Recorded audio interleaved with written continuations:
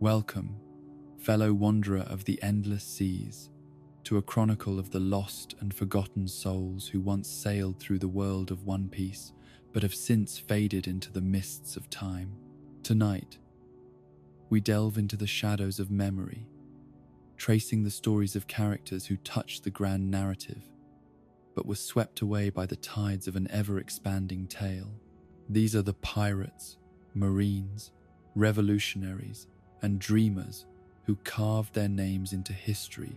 only to be obscured by the legends that followed. So settle in.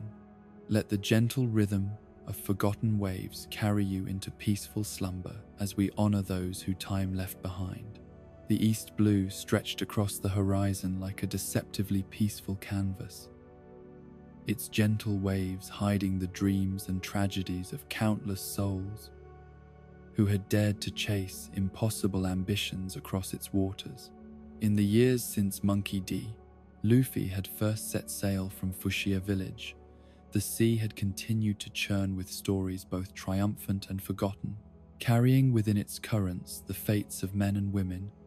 whose names had once struck fear or hope into the hearts of all who heard them whispered on the wind. Among these forgotten figures, none carried more tragic weight than the man known as Jin, whose weathered face and philosophical nature had once marked him as something extraordinary in a world that often reduced people to simple categories of hero and villain. The man-demon, as his bounty poster had proclaimed him, possessed a complexity that defied such easy classification,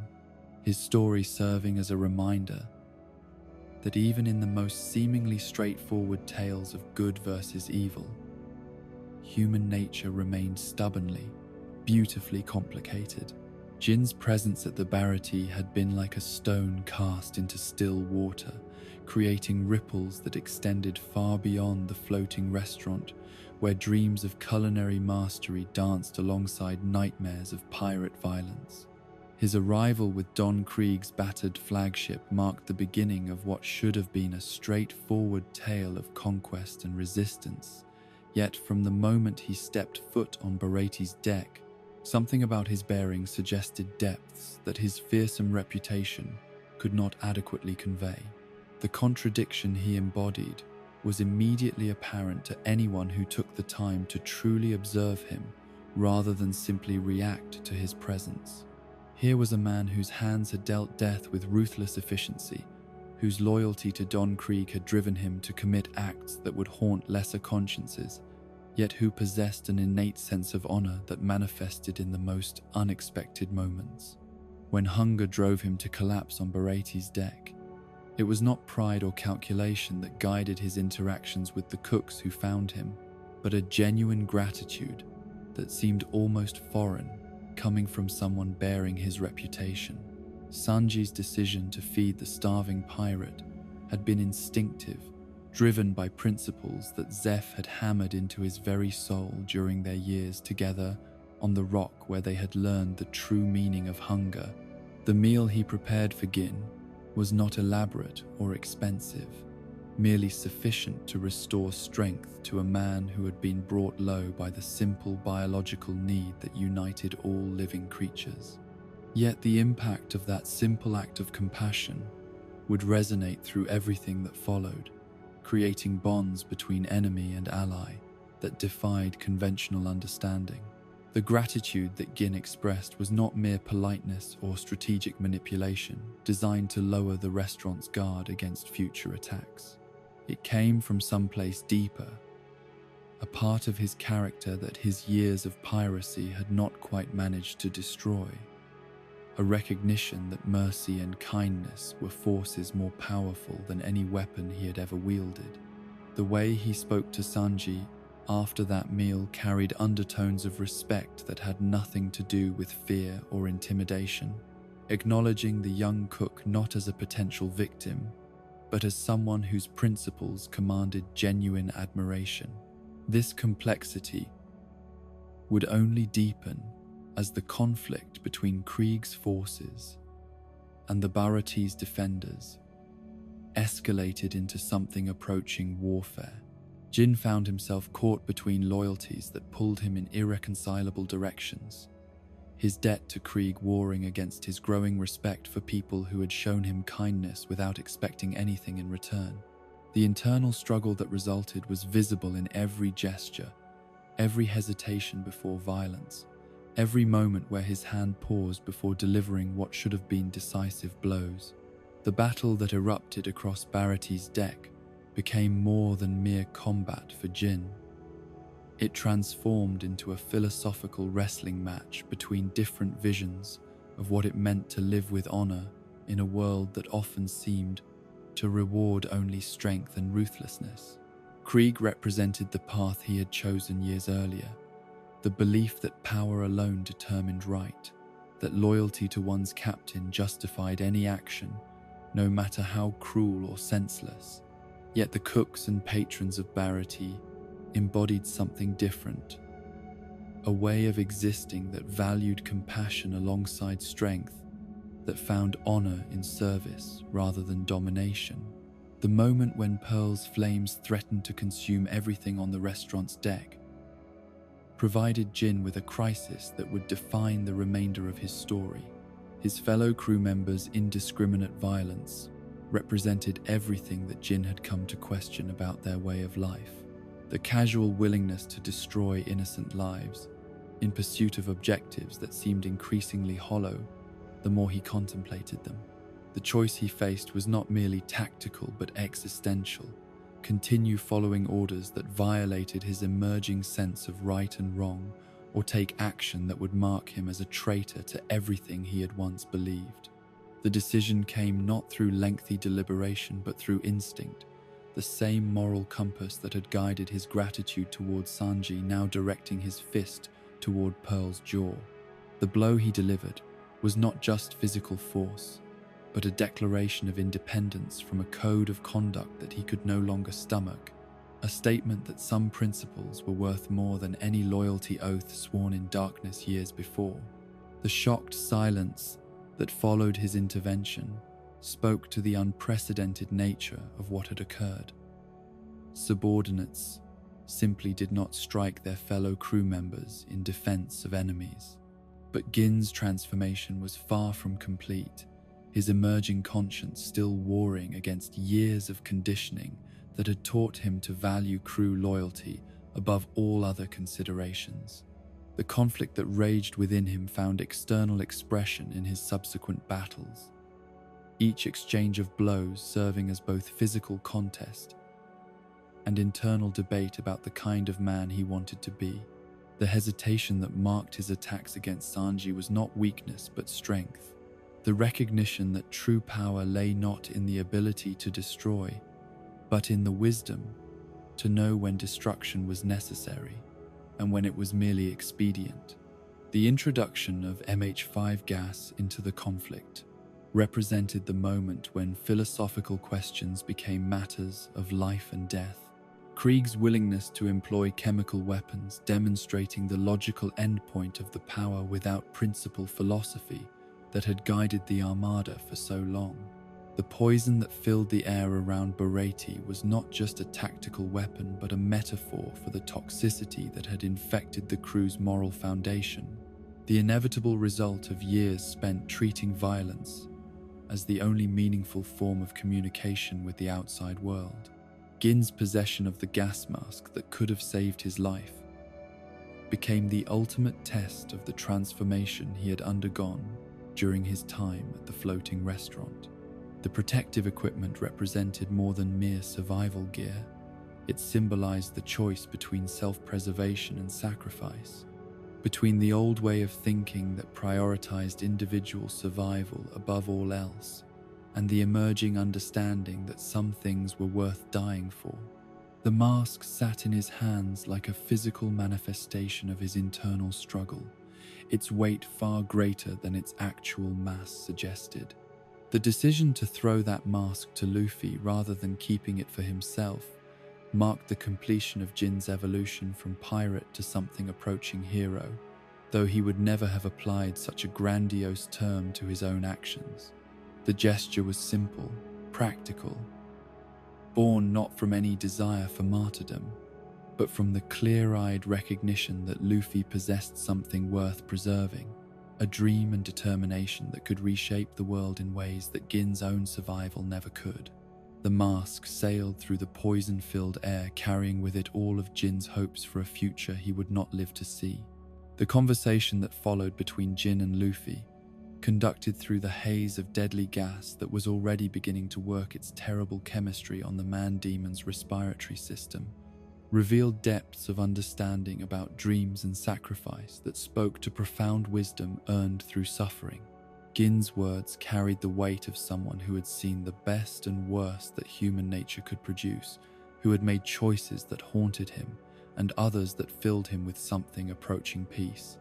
His advice to the young pirate came not from cynicism, but from hard-won knowledge about the prices that dreams demanded from those who dared to chase them.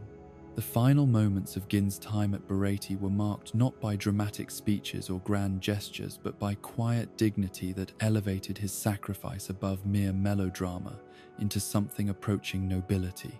His acknowledgement that death was likely, perhaps inevitable, came without self-pity or regret, delivered in the matter-of-fact tone of someone who had made peace with the consequences of his choices. The promise he extracted from himself to steer his own course in whatever time remained spoke to a freedom that he had never possessed during his years of service to Don Krieg, liberation that could only be achieved through accepting responsibility for his own moral choices. Yet, even as Jin sailed away from Baratie, presumably toward his death, questions lingered about the ultimate fate of a man whose complexity had defied every expectation. The poison he had inhaled was deadly, its effects well documented through Don Krieg's previous use of the weapon against unfortunate victims throughout the East Blue. Medical knowledge suggested that survival was impossible without immediate treatment. Yet, the same world that had produced devil fruits and miraculous healers seemed capable of providing exceptions to even the most inexorable biological laws. The uncertainty surrounding Gin's survival became a subject of endless speculation among those who had witnessed his transformation, theories that ranged from the plausible to the fantastical as people struggled to reconcile their desire for justice with their understanding of mortality. Some suggested that his strong constitution and sheer force of will might have carried him through the worst of the poison's effects, allowing him to reach medical assistance before irreversible damage occurred. Others proposed that the gas mask had provided just enough protection during the crucial early moments of exposure to reduce the dosage below fatal levels. More romantic theories proposed that Jin's newfound moral clarity had somehow granted him protection that transcended normal biological limitations, that his decision to save Luffy had earned him cosmic intervention from forces that valued sacrifice above survival. These explanations satisfied emotional needs while ignoring practical realities, yet they persisted because the alternative, that good choices could not always prevent tragic outcomes, was too painful for many to accept. The world needed to believe that heroism was rewarded, that transformation was possible, that even the most lost souls could find redemption before the end. The impact of Jin's story on Sanji proved to be one of its most enduring legacies, the young cook carrying forward lessons about compassion and judgment that would influence every subsequent encounter with people who existed in the grey areas between clear moral categories. The man-demon's complexity had challenged simplistic assumptions about the relationship between reputation and character, demonstrating that even those who bore the most fearsome titles could possess depths of humanity that defied surface impressions. This understanding would prove invaluable as Sanji's journey continued to bring him into contact with pirates, marines, and civilians whose motivations were rarely as straightforward as their actions might suggest. The philosophical implications of Jin's transformation extended far beyond individual character development to touch on fundamental questions about the nature of redemption and the possibility of change in a world that often seemed determined to lock people into predetermined roles. His evolution from ruthless enforcer to self-sacrificing hero suggested that moral growth was possible even for those who had committed terrible acts, that the capacity for good existed even in hearts that had been hardened by years of violence and betrayal. Yet the price he paid for that growth, his probable death, served as a sobering reminder that redemption was not a gift freely given, but something that often demanded the ultimate sacrifice. The broader implications for Don Krieg's armada remained shrouded in mystery. The fate of the once mighty fleet that had terrorized the East Blue left deliberately ambiguous in the aftermath of their defeat at Baratie. The scattered survivors of Krieg's forces found themselves leaderless and directionless, their shared identity as members of the strongest pirate crew in the East Blue shattered along with their flagship and their captain's reputation. Some undoubtedly sought to rebuild under new leadership, while others may have abandoned piracy entirely in favor of less hazardous occupations. The vacuum left by Krieg's fall created opportunities for other ambitious pirates to claim territory and influence that had once been monopolized by the Armada, leading to power struggles and territorial disputes that would reshape the East Blue's criminal landscape for years to come.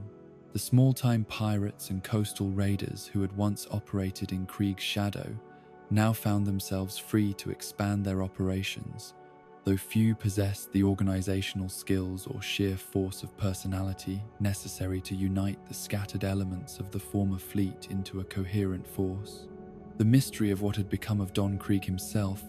added another layer of uncertainty to the situation, the fallen admiral's fate remaining unknown in the years following his humiliation at Luffy's hands.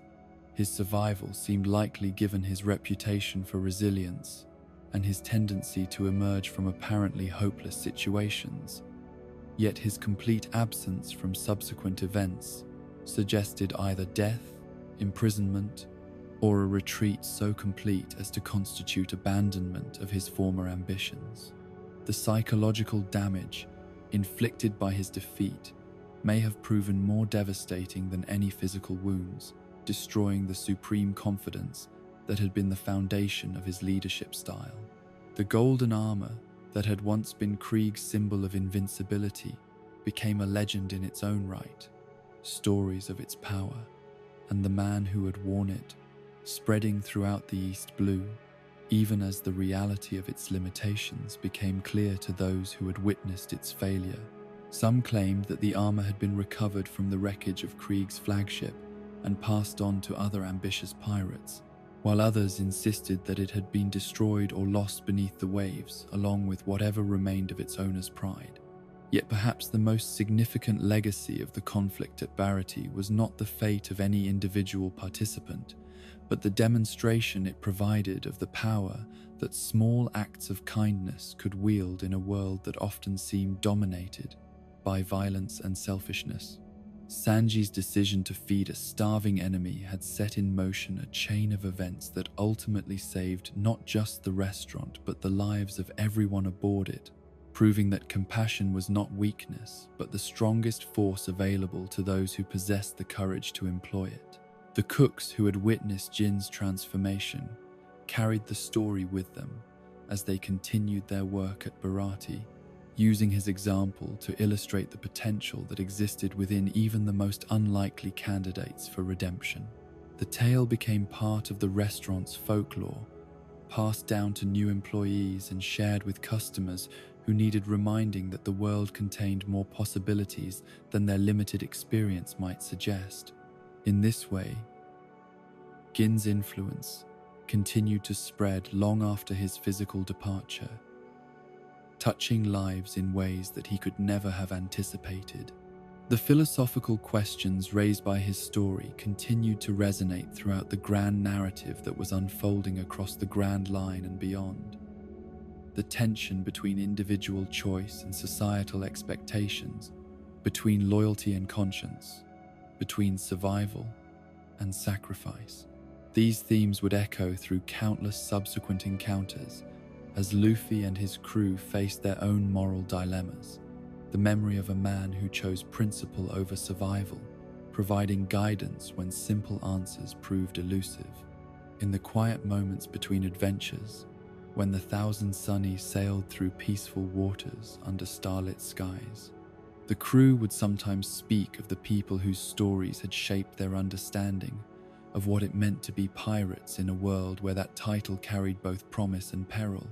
Gin's name would arise in these conversations not as a cautionary tale, but as an example of the transformation that remained possible even for those who seemed lost beyond redemption. Proof that the capacity for growth and change existed in even the darkest corners of the human heart. The man-demon's legacy lived on in every act of mercy shown to enemies, every moment when compassion triumphed over expedience, every choice to see potential rather than simply reacting to reputation. His story reminded all who heard it that the line between hero and villain was not drawn in permanent ink, but remained fluid, changeable, dependent upon the choices made in crucial moments when character was tested against circumstances that demanded nothing less than complete honesty about one's deepest values. And so Gin sailed into legend, his ultimate fate remaining forever uncertain, his transformation from feared pirate to self-sacrificing hero, serving as both inspiration and challenge to all who sought to understand what it truly meant to live with honor in a world that offered countless opportunities to choose easier but less noble paths. The East Blue continued to churn with new stories and fresh dreams, but the memory of a man who had learned to steer his own course would endure as long as there were people willing to believe that change was possible, that redemption remained within reach, that even the most forgotten souls could find their way home to the person they were always meant to become. The first half of the Grand Line stretched before countless dreamers like a siren's call, its islands scattered across impossible waters where the laws of nature bent to accommodate wonders that defied all rational explanation. Yet for every miracle that captured the world's attention, a dozen smaller stories unfolded in the shadows of legend, tales of people whose lives had been touched by the extraordinary, but who had since faded from the grand narrative that captivated newspaper headlines and tavern conversations across the Four Blues.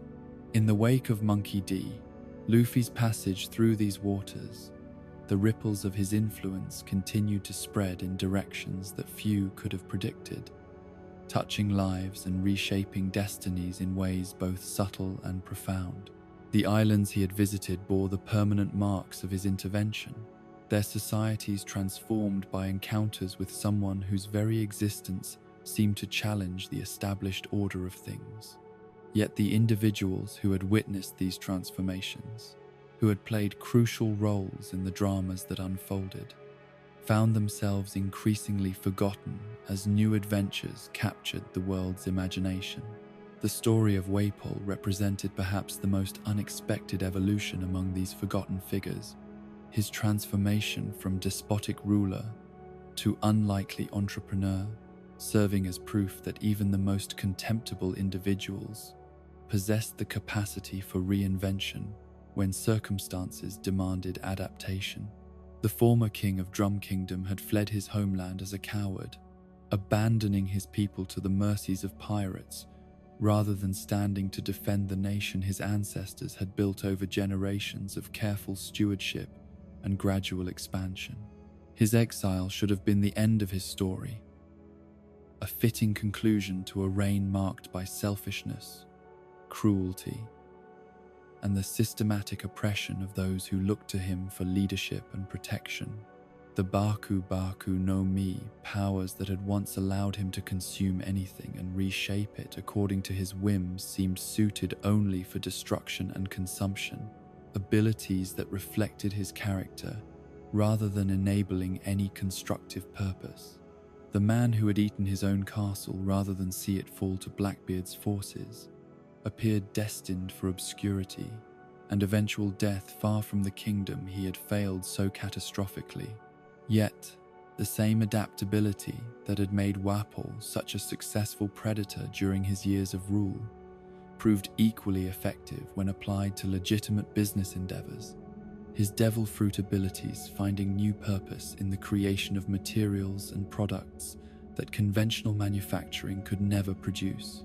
The Wapol metal that emerged from his unique production process possessed properties that defied scientific explanation, combining strength, flexibility, and durability in ways that made it invaluable for applications ranging from shipbuilding to medical equipment to luxury goods that commanded premium prices in markets across the world. The irony of his success was not lost on those who remembered his reign of terror over Drum Kingdom, the man who had once consumed his subjects' happiness, now creating wealth through the same powers that had symbolized his destructive nature. The toy company he established grew with surprising speed, its products becoming sought-after commodities among children and collectors who had no knowledge of their creator's dark past. The playful designs and innovative functionality that characterized Wapol metal toys spoke to a creativity that had remained hidden beneath layers of entitlement and cruelty during his years as monarch. The transformation was so complete that observers began to question whether the successful businessman bore any meaningful resemblance to the tyrant who had once terrorized an entire nation through his combination of devil fruit powers and absolute authority. His public appearances revealed someone who had learned to charm potential customers and business partners, deploying the same manipulative skills that had once been used to exploit subjects, but now serving legitimate commercial purposes. The smile he wore during negotiations and product demonstrations seemed genuine,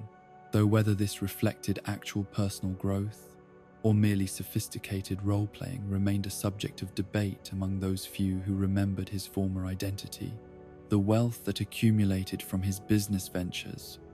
far exceeded anything he had possessed as King of Drum Kingdom, the global reach of his commercial empire dwarfing the limited resources of a single isolated nation. The factories and distribution networks that spread his products across the world represented power of a different kind than royal authority, influence that was earned through providing value rather than extracted through fear and intimidation. The employees who worked in his facilities knew him only as an eccentric but effective leader, their respect based on his business acumen rather than inherited titles or devil fruit abilities. Yet questions lingered about the depth of Wapol's transformation, the extent to which his apparent evolution represented genuine moral growth versus pragmatic adaptation to circumstances that no longer rewarded his previous behavior patterns. The charitable foundation he established, ostensibly dedicated to improving medical care in remote communities, could be interpreted either as evidence of newfound compassion or as sophisticated public relations designed to burnish his reputation among potential customers and business partners. The donations he made to disaster relief efforts and educational initiatives carried similar ambiguity, their impact undeniably positive while their motivations remained opaque. The former king's complete absence from Drum Kingdom's subsequent development served as perhaps the most telling indicator of his transformation. His refusal to involve himself in the political reconstruction that followed Dalton's ascension to leadership, suggesting either genuine respect for his subjects' autonomy or recognition that his presence would destabilize the peace that had emerged in his absence. The medical renaissance that flourished under Dr. Correa's guidance proceeded without interference from the man who had once viewed doctors as threats to his authority, their healing work finally free to proceed according to humanitarian principles rather than royal decree. The Saruyama Alliance continued their work in the waters around Jaya with the same dedication that had characterized their assistance to the Straw Hat Pirates, though their heroic efforts remained largely unknown to the broader world that benefited from their services. Cricket, Masira, and Shoju had found in their collaboration something that transcended mere professional cooperation, Their friendship forged through shared purpose and mutual respect for skills that complemented each other perfectly in the dangerous work of launching ships toward the sky. The knock-up stream that had carried the Going Merry to Skypia was not a unique phenomenon, but rather part of a larger pattern of oceanic behavior that the Alliance had studied and mapped over years of careful observation and dangerous experimentation. Their knowledge of wind patterns, water temperatures, and atmospheric pressures around Jaya exceeded that of any official maritime authority, their understanding earned through direct experience rather than academic study. The charts they maintained recorded conditions and timing with precision that would have impressed professional navigators, yet this crucial information remained known only to them and the occasional crew brave enough to seek their assistance. The debt they felt toward Luffy and his crew went far beyond simple gratitude for material assistance, encompassing recognition that their encounter with the Straw Hats had provided validation for work that most people considered impossible or insane. The successful launch of the Going Merry had proven that their theories about Sky Island navigation were not merely delusional fantasies, but practical techniques capable of achieving results that conventional wisdom declared impossible. The confirmation that Nolan's story had been true, that Sky Islands did exist and could be reached by those with sufficient courage and knowledge, had given their efforts meaning that transcended personal satisfaction to touch on questions of historical truth and human possibility. The physical modifications that each member of the Alliance had undergone in service of their shared mission reflected different approaches to the same fundamental challenge of preparing human bodies for work that exceeded normal limitations. Cricket's diving equipment allowed him to explore ocean depths where the pressure would crush unprotected humans, his compressed air systems and reinforced suits enabling him to salvage materials and conduct research in environments that remained inaccessible to conventional divers. The knowledge he gained from these expeditions informed their understanding of the ocean currents and geological features that shaped the knock-up stream's behavior. Masira's enhanced strength, whether natural or artificially augmented, provided the physical power necessary for manipulating the massive pieces of equipment that their operations required. His ability to lift and position heavy machinery, making possible engineering projects that would have demanded entire construction crews under normal circumstances. The combination of human intelligence and superhuman physical capability that he represented made him an ideal partner for ventures that required both careful planning and brute force execution. His loyalty to the Alliance transcended mere professional obligation, reflecting genuine affection for companions who accepted his unique nature without question or judgment. Shoujiao's acoustic abilities served purposes that extended far beyond simple communication, his voice capable of carrying across distances and through conditions that would render normal speech useless. The coordination that their complex operations required depended heavily on his ability to maintain contact between team members who might be separated by miles of ocean or obscured by weather conditions that made visual signals impossible. The songs he sang during their work served both practical and emotional functions, providing timing cues for synchronized actions, while maintaining morale during the long hours of dangerous labor that their missions demanded. The isolation that surrounded their work created bonds between the three men that resembled family relationships more than business partnerships. Their shared commitment to an impossible dream, creating understanding that transcended the need for extensive verbal communication. The years they had spent perfecting their techniques had taught them to anticipate each other's needs and reactions, their collaboration achieving an almost telepathic efficiency that allowed them to execute complex plans with minimal discussion or disagreement. The trust they placed in each other's judgment and abilities was absolute, born from countless situations where mistakes could have proven fatal and success had depended on perfect coordination. Yet their work remained essentially thankless. The crews they assisted typically departing for Sky Island adventures without fully appreciating the expertise and dedication that had made their journeys possible.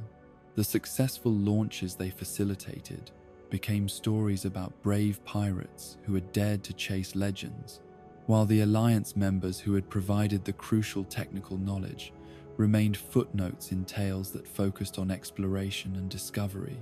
rather than preparation and logistics. The lack of recognition troubled them far less than it might have bothered more ego-driven individuals, their satisfaction coming from the work itself rather than external validation. The occasional failure of their efforts, inevitable given the dangerous nature of what they attempted, weighed heavily on consciences that had assumed responsibility for other people's dreams and survival. The crews that had been launched toward the sky only to fall back into the ocean or disappear entirely without trace represented not just professional setbacks but personal tragedies, lives lost in pursuit of visions that the Alliance had encouraged through their willingness to provide assistance. The balance between offering hope and accepting responsibility for consequences remained a constant source of moral complexity that none of them discussed but all clearly felt. The transformation of Gidatsu from Sky Island priest to underground hot spring operator represented one of the most complete personality changes in the aftermath of Skypier's liberation. His evolution from Enel's enforcer to Koza's uncle's business partner, demonstrating the potential for redemption that existed even in those who had committed terrible acts in service of false gods. The fall from the sky that should have killed him had instead provided opportunity for rebirth, his survival against impossible odds suggesting that some individuals possessed destinies that transcended their apparent limitations and circumstances. The underground network of tunnels that Gidatsu had excavated beneath Alabasta served purposes that extended far beyond the hot springs that provided their official justification,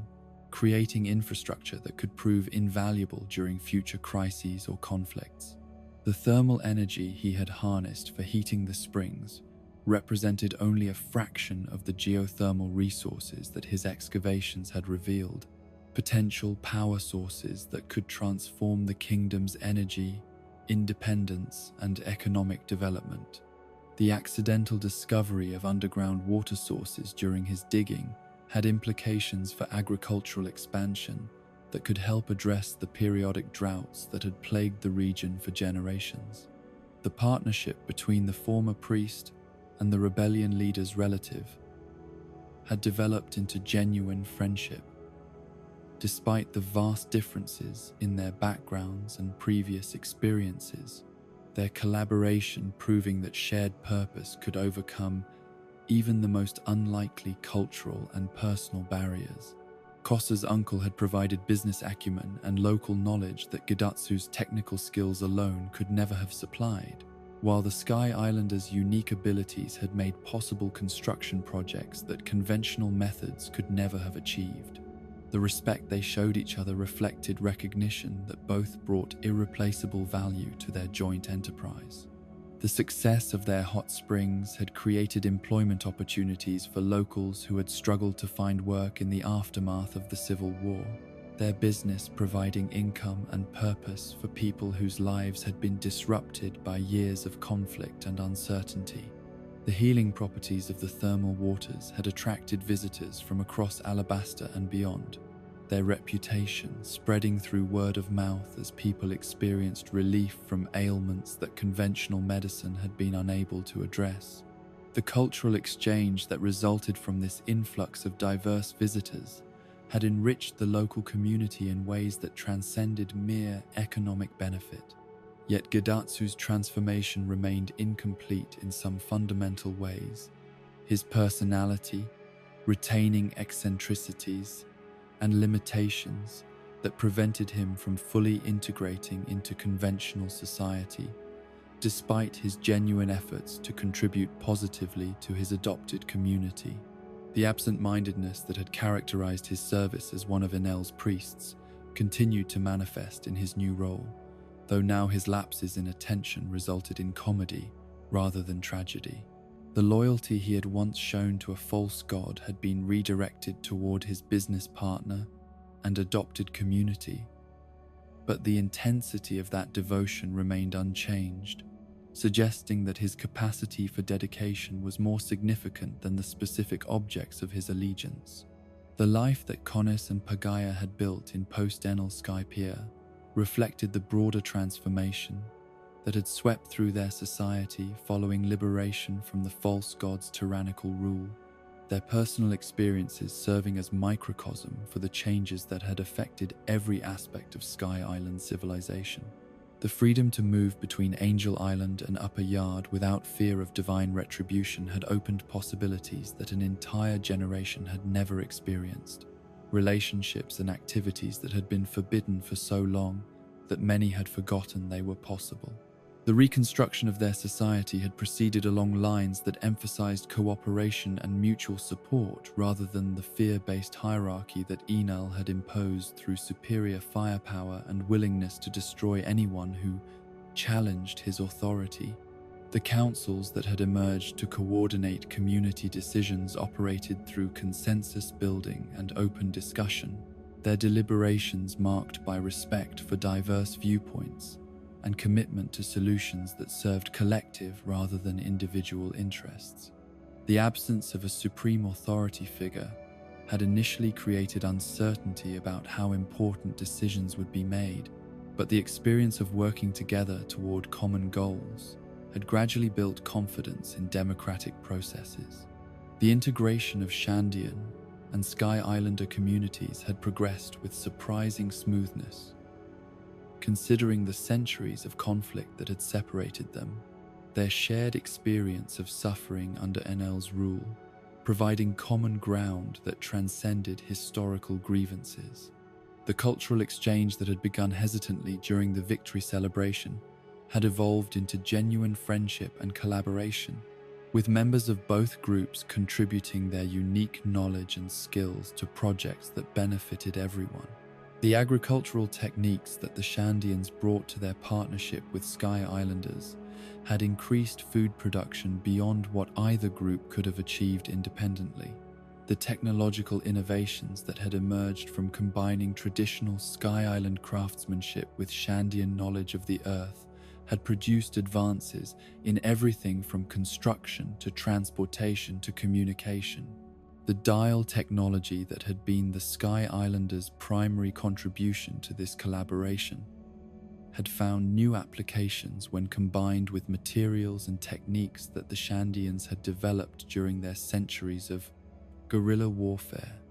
and survival in challenging environments. The boats and buildings that resulted from these joint efforts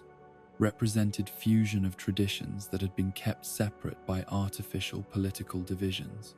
Yet the memory of the Blue Sea Pirates, who had changed everything, remained vivid in the minds of those who had witnessed their brief but transformative visit, their impact on Sky Island society, extending far beyond the immediate liberation they had achieved. The stories of Luffy and his crew had become part of local folklore, told and retold with variations that reflected different perspectives on the same extraordinary events. The lessons about friendship and determination that their example had provided continued to influence decisions and relationships throughout the community. The Frankie family had evolved from dismantling crew to legitimate construction company in the years following Water 7's transformation, their skills in shipbreaking and salvage finding new purpose in the massive rebuilding projects that had emerged in the aftermath of the Aqua Laguna,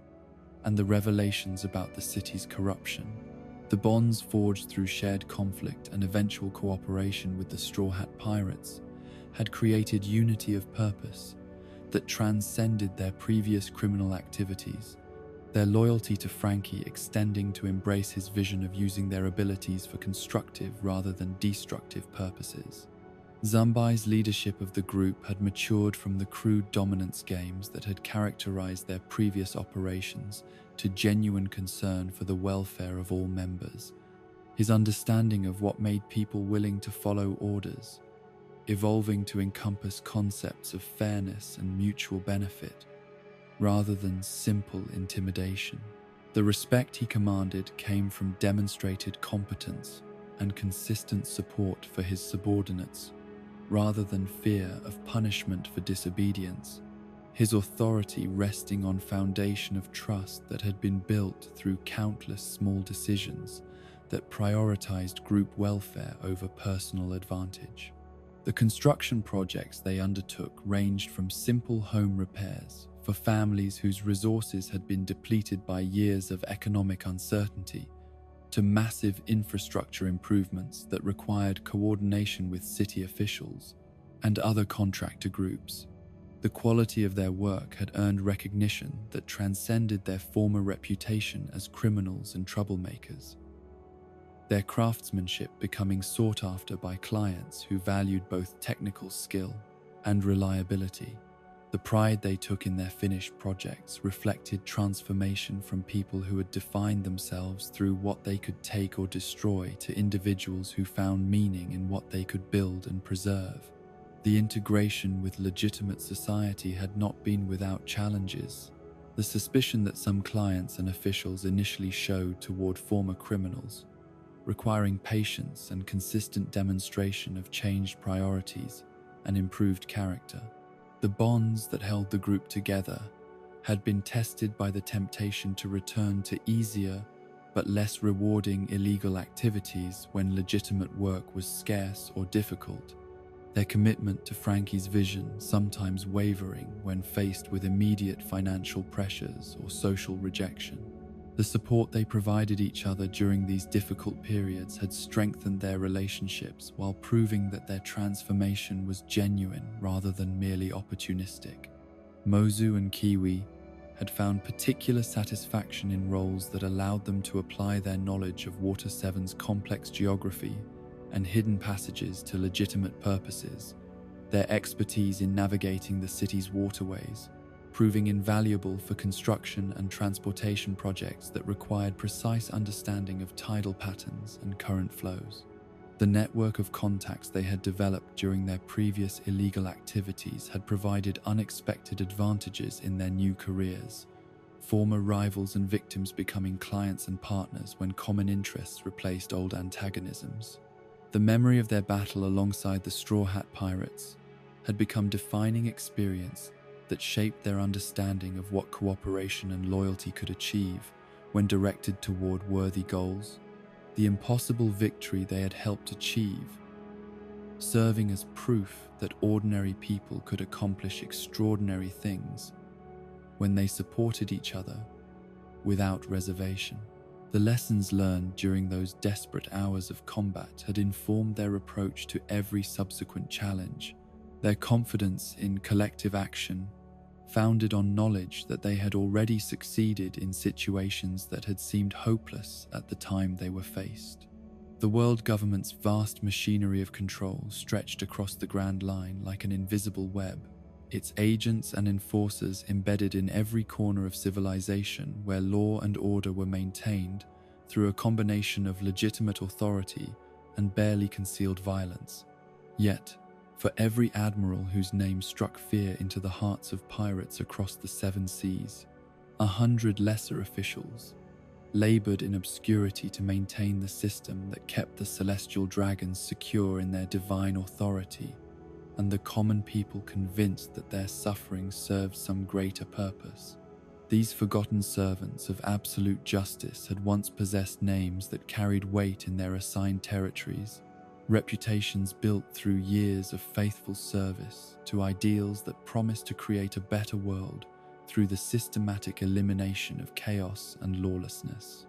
Their dedication had been genuine, their belief in the righteousness of their cause unshakable,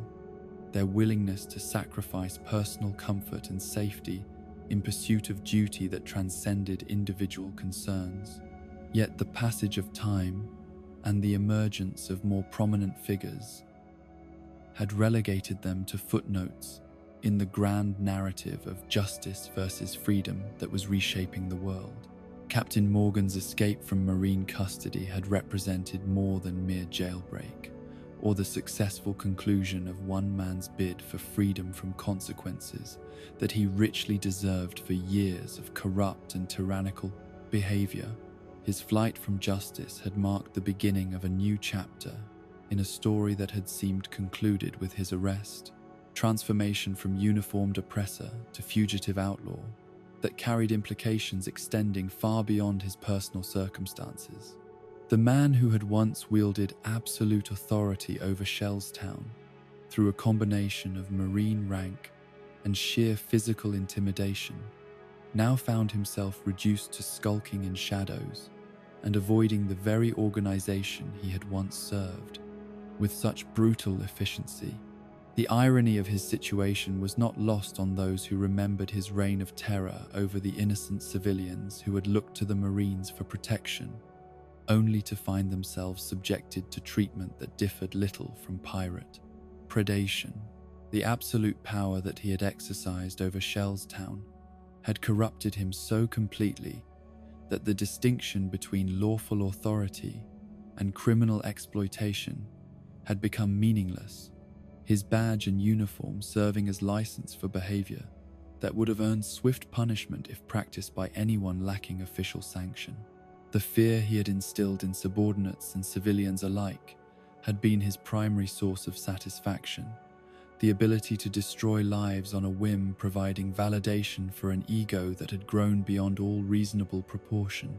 The humiliation of his defeat at Luffy's hands had shattered more than just his physical dominance over the base he had commanded with such iron-fisted cruelty. The psychological foundation of his identity had been built upon the assumption that strength always prevailed over weakness, that his willingness to use violence without restraint guaranteed victory over anyone foolish enough to challenge his authority. The Rubber Boy's casual dismissal of his attacks, an effortless demolition of his carefully constructed reign of terror, had forced him to confront the reality that his power had always been an illusion, dependent upon the cooperation of victims who lacked the strength or courage to resist. The manhunt that had followed his escape had involved resources and personnel that the Marines could ill afford to waste on pursuing one rogue officer, yet the symbolic importance of his capture had demanded a response proportional to the threat his freedom represented to institutional credibility. A Marine captain who had turned criminal and successfully evaded justice would serve as inspiration for other corrupt officials who might be contemplating similar betrayals of their oaths and obligations. The message that needed to be sent was clear and unambiguous. The world government did not tolerate defection from its ranks, regardless of the circumstances that might motivate such treachery. Yet Morgan's survival skills, honed through years of military service and strengthened by desperation that came from knowing capture meant execution or worse, had proven surprisingly effective against pursuers who had underestimated both his cunning and his willingness to employ tactics that honorable Marines would find distasteful. The underworld contacts he had developed during his years of accepting bribes and overlooking criminal activities in exchange for personal enrichment had provided resources and safe houses that legitimate law enforcement could not easily penetrate. The corruption that had destroyed his career as a Marine had paradoxically prepared him for success as a fugitive. The transformation from uniformed authority figure to wanted criminal had required psychological adjustments that went beyond mere changes in lifestyle and appearance, forcing him to abandon assumptions about hierarchy and respect that had shaped his worldview for decades. The civilians who had once cowered before his presence now saw him as prey rather than predator, their willingness to cooperate with bounty hunters and Marine investigators, reflecting years of accumulated resentment towards someone who had made their lives miserable through casual abuse of power. The isolation that resulted from being unable to trust anyone created paranoia that made every social interaction a potential trap. The skills that had made him effective as a Marine officer, tactical thinking, knowledge of standard operating procedures, understanding of bureaucratic weak points, had found new application in evading the very organization he had once served. His insider knowledge providing advantages that ordinary criminals could never possess. The ability to anticipate how investigations would be conducted and where searches would be focused had allowed him to stay ahead of pursuers who possessed superior resources but lacked his intimate familiarity with their own methods and limitations. The irony that his training in law enforcement had become his greatest asset in breaking the law was not lost on him during quiet moments when reflection replaced immediate concerns about survival. Captain Nezumi's continued service in the Marines, despite his obvious corruption and incompetence, had become a source of embarrassment that the organization seemed determined to ignore rather than address through proper disciplinary measures or investigation. His collaboration with Arlong's reign of terror over the East Blue had been documented and witnessed by enough people to make denial impossible,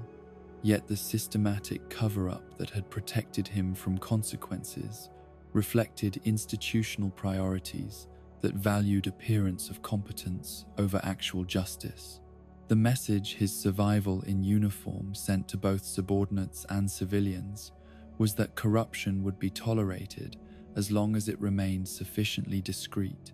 and did not interfere with larger organizational objectives. The promotion opportunities that continued to be offered to him suggested either complete ignorance of his past behavior on the part of his superiors, or cynical acceptance that moral flexibility was more valuable than rigid adherence to ethical principles in certain circumstances. The territories he was assigned to patrol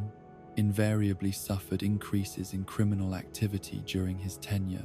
His willingness to accept bribes in exchange for selective blindness, creating safe havens for pirates and smugglers who could afford his prices.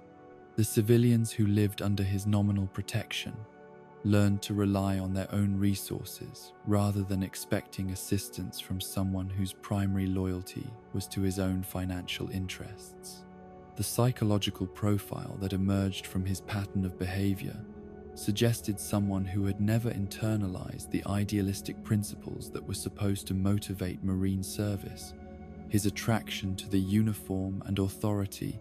stemming from opportunities for personal enrichment rather than any desire to serve justice or protect innocent people. The badge he wore was camouflage rather than symbol, providing legitimacy for activities that differed from piracy only in their legal technicalities and official sanction. The respect he demanded from subordinates and civilians was based on fear of retaliation rather than admiration for competence or character. The reports he filed consistently minimized the extent of criminal activity in his assigned territories, his statistics carefully manipulated to create impression of effectiveness, while concealing the reality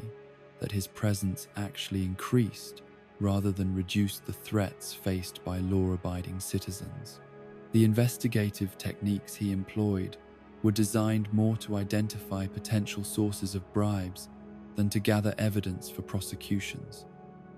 His interrogations, focusing on financial resources rather than criminal activities. The justice he dispensed was proportional to payment received rather than crimes committed, creating parallel legal system that operated according to market principles rather than moral ones. The network of criminal contacts he had developed over years of selective enforcement had become so extensive and lucrative that retirement from the Marines would have required abandoning income streams that had become essential to maintaining his lifestyle and supporting the gambling habits that consumed increasing portions of his ill-gotten wealth. The debts he had accumulated through poor judgment and worse luck had created dependencies on criminal associates who viewed him as asset to be protected rather than officer to be avoided. The corruption had become so complete that legitimate Marine service was no longer psychologically possible,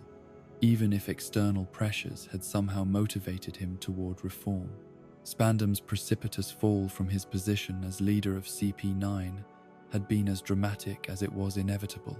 His combination of overwhelming arrogance and complete incompetence, creating conditions that guaranteed spectacular failure when faced with opponents who possessed both courage and capability.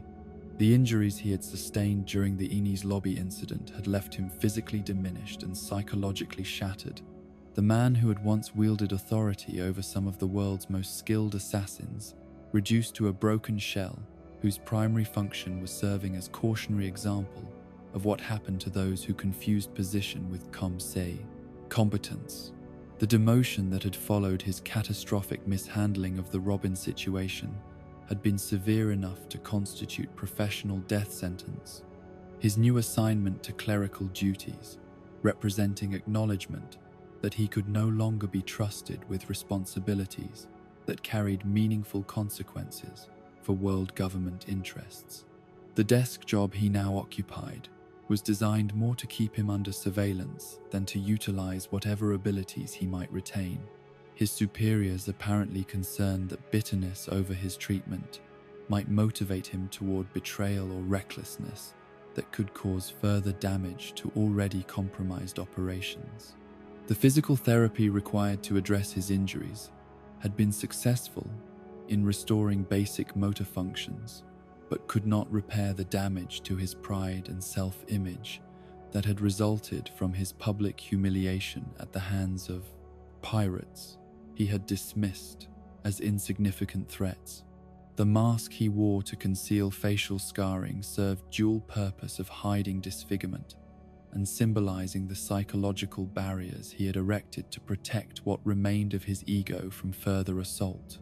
The voice that emerged from behind that mask carried none of the commanding authority he had once projected. Its uncertainty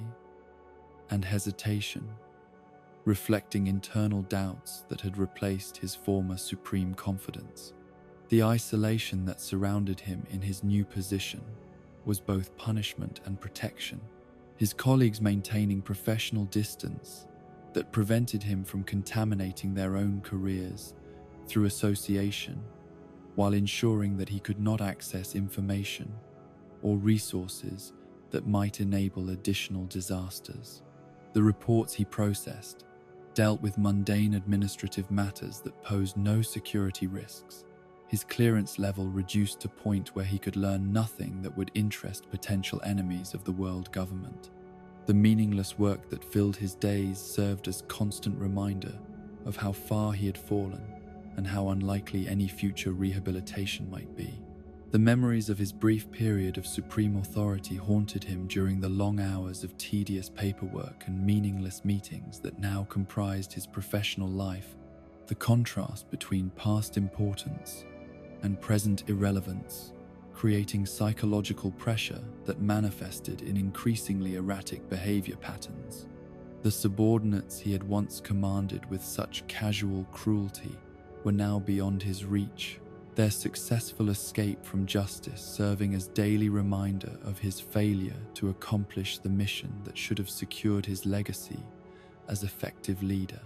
The knowledge that his name had become synonymous with incompetence and failure within intelligence circles added humiliation to the physical pain that continued to plague him.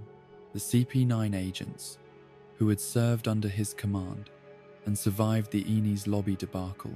had chosen paths that reflected their individual responses to the trauma of defeat and the collapse of everything they had believed about their own capabilities and purpose. Rob Lucci's disappearance into shadow operations that remained classified at levels far above Spandam's current access suggested that some members of the unit retained value despite their failure, their skills too valuable to waste, despite the political embarrassment their survival represented. The knowledge that his former subordinates continued to serve the world government in capacities that remained hidden from him added another layer to his sense of displacement and irrelevance. Khalifa, Kumadori, Fukuro, and Blueno had found in their shared exile from official service an opportunity to explore aspects of their personalities that had been suppressed during years of training and conditioning designed to transform them into perfect weapons. For state deployment, the bar they operated together provided neutral ground where former enemies could become customers and past conflicts could be set aside in favor of simple human interactions that their previous roles had never permitted. The civilian identities they had adopted were not mere cover stories, but genuine attempts to discover who they might be when freed from obligations to serve causes larger than their individual desires for peace and connection. The transformation from elite assassins to service industry workers had required skills that their extensive training had never addressed, their expertise in violence and deception proving surprisingly transferable to the challenges of hospitality and customer relations when applied with appropriate restraint and modification. The ability to read people's intentions and motivations that had been developed for combat applications found new purpose in anticipating customer needs and preferences, their heightened awareness allowing them to provide service that exceeded normal expectations. The physical coordination and reflexes that had made them deadly opponents became assets in managing busy periods when efficiency and grace under pressure determined success or failure. The psychological adjustment to civilian life had been more challenging than the practical considerations of learning new skills or adapting to different work environments, their identities having been so completely subsumed by their roles as government agents that discovering personal preferences and individual characteristics required conscious effort and experimentation. The relationships they formed with regular customers gradually taught them that human connections could exist without hidden agendas or ulterior motives, that people could interact based on mutual benefit and genuine affection, rather than strategic calculations and mission objectives. The trust that slowly developed between them and their adopted community represented healing from wounds they had not realized they carried. The memories of their former lives remained vivid and accessible, their shared experiences creating bonds that no amount of civilian integration could completely replace, yet the context in which they understood those memories had shifted from pride in service to something more complex and ambivalent. The skills they had developed and the missions they had completed were still part of their personal histories, but the meaning they attached to those experiences now emphasized the costs and consequences rather than the achievements and recognition. The people they had killed or injured in service to the world government were no longer abstract objectives, but individuals whose lives had been ended or damaged to serve purposes that seemed increasingly questionable from their new perspective. The quiet satisfaction they found in their current work came not from external recognition or advancement opportunities, but from the simple knowledge that their efforts improved other people's experiences in small but meaningful ways, that their presence in the community contributed to happiness rather than fear or suffering. The reputation they had built as reliable and skilled proprietors of a welcoming establishment provided different form of respect than they had ever experienced, based on consistent positive interactions rather than fear of their capabilities for violence. The legacy they were creating through their civilian work would outlast them in ways their government service never could, their impact measured in memories of good times and safe spaces, rather than completed missions and eliminated targets. Vice Admiral Momonga represented the kind of career Marine officer whose steady competence and unwavering dedication to duty had formed the backbone of the organization for generations. His service record distinguished not by spectacular victories or dramatic failures, but by consistent reliability in situations that required experience and sound judgment rather than exceptional ability or political connections. The assignments he received reflected confidence in his capacity to handle complex situations without creating additional problems or embarrassing incidents that might reflect poorly on his superiors. His reputation built on foundation of completed missions and satisfied commanders rather than newspaper headlines or legendary exploits. The battles he had fought and won were remembered primarily by the people whose lives had been saved or protected through his intervention, civilians who had been rescued from pirate attacks or liberated from criminal organizations that had exploited their vulnerability and isolation. The tactical decisions he made were informed by genuine concern for minimizing casualties among both his own forces and innocent bystanders. His approach to combat, emphasizing precision and restraint rather than overwhelming force that might achieve objectives while causing unnecessary destruction. The respect he commanded from subordinates was earned through demonstrated competence and consistent fairness rather than intimidation or favoritism. The political neutrality he maintained within the complex factional disputes that characterized Marine leadership had allowed him to serve effectively under multiple fleet admirals, whose philosophies and methods differed significantly. His loyalty directed toward the institution and its stated mission, rather than individual personalities or competing visions of how justice should be administered. The reports he filed were notable for their accuracy and completeness, rather than their contribution to propaganda efforts or attempts to advance particular policy positions. His commitment to truthful documentation sometimes creating tensions with superiors who preferred information that supported predetermined conclusions. The mentorship he provided to younger officers reflected understanding that the Marine organization's long-term effectiveness depended on developing leaders who could adapt to changing circumstances while maintaining core principles of service and sacrifice. The lessons he taught emphasized critical thinking and moral reasoning alongside tactical skills and strategic knowledge. His belief that good Marines needed to understand why they fought, as well as how to fight effectively.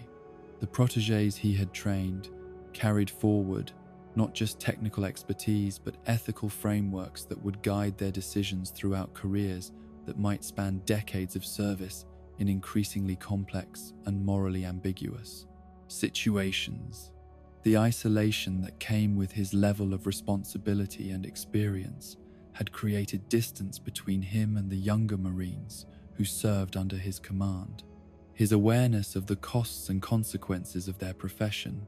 sometimes manifesting as protective reluctance to form close personal relationships that combat losses would inevitably sever. The weight of decisions that had resulted in casualties among people who had trusted his judgment created psychological burden that he carried without complaint, but which influenced every subsequent choice he made about risk assessment and mission planning. The knowledge that his orders might lead to the deaths of good people who deserved to live long and happy lives added gravity to even routine assignments that others might handle casually.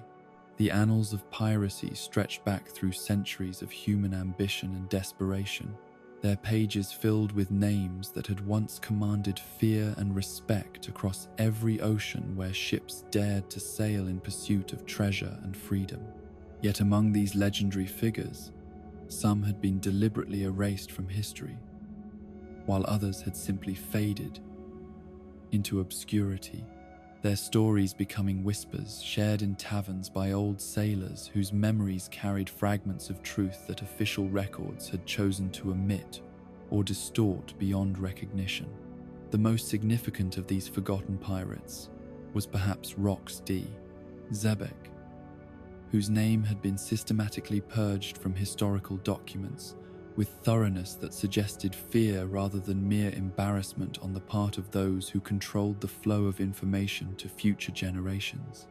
The world government's campaign to erase all evidence of his existence had been so comprehensive that even hardened criminals and veteran Marines struggled to recall details about a man whose influence had once threatened to reshape the entire world according to principles that challenged every assumption about legitimate authority and divine right. The crew that had sailed under Xebeck's command represented a concentration of individual power and collective ambition that had never been equaled before or since, their roster reading like a catalogue of legends, who would later carve their own names into the history of the Grand Line,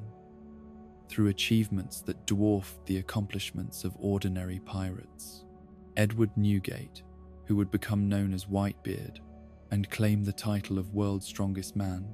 had served as subordinate to someone whose authority he accepted without question or resentment. Kaido, the King of Beasts, whose invincibility would become the stuff of legend, had found in Xebeck's crew a place where his strength was appreciated, but not unique. Charlotte Linlin, whose appetite for destruction and control would eventually establish her as Big Mom, one of the 4 emperors who ruled the New World through terror and overwhelming force, had been merely another member of a crew that contained multiple individuals of comparable power and ambition. Shiki the Golden Lion, whose mastery of his devil fruit abilities would make him capable of levitating entire islands and commanding fleets that blackened the sky, had accepted Xebeck's leadership as natural and appropriate. The fact that such powerful individuals had willingly subordinated themselves to a single captain spoke to charisma and vision that transcended mere strength or tactical brilliance. The God Valley incident that had resulted in Xebeck's apparent death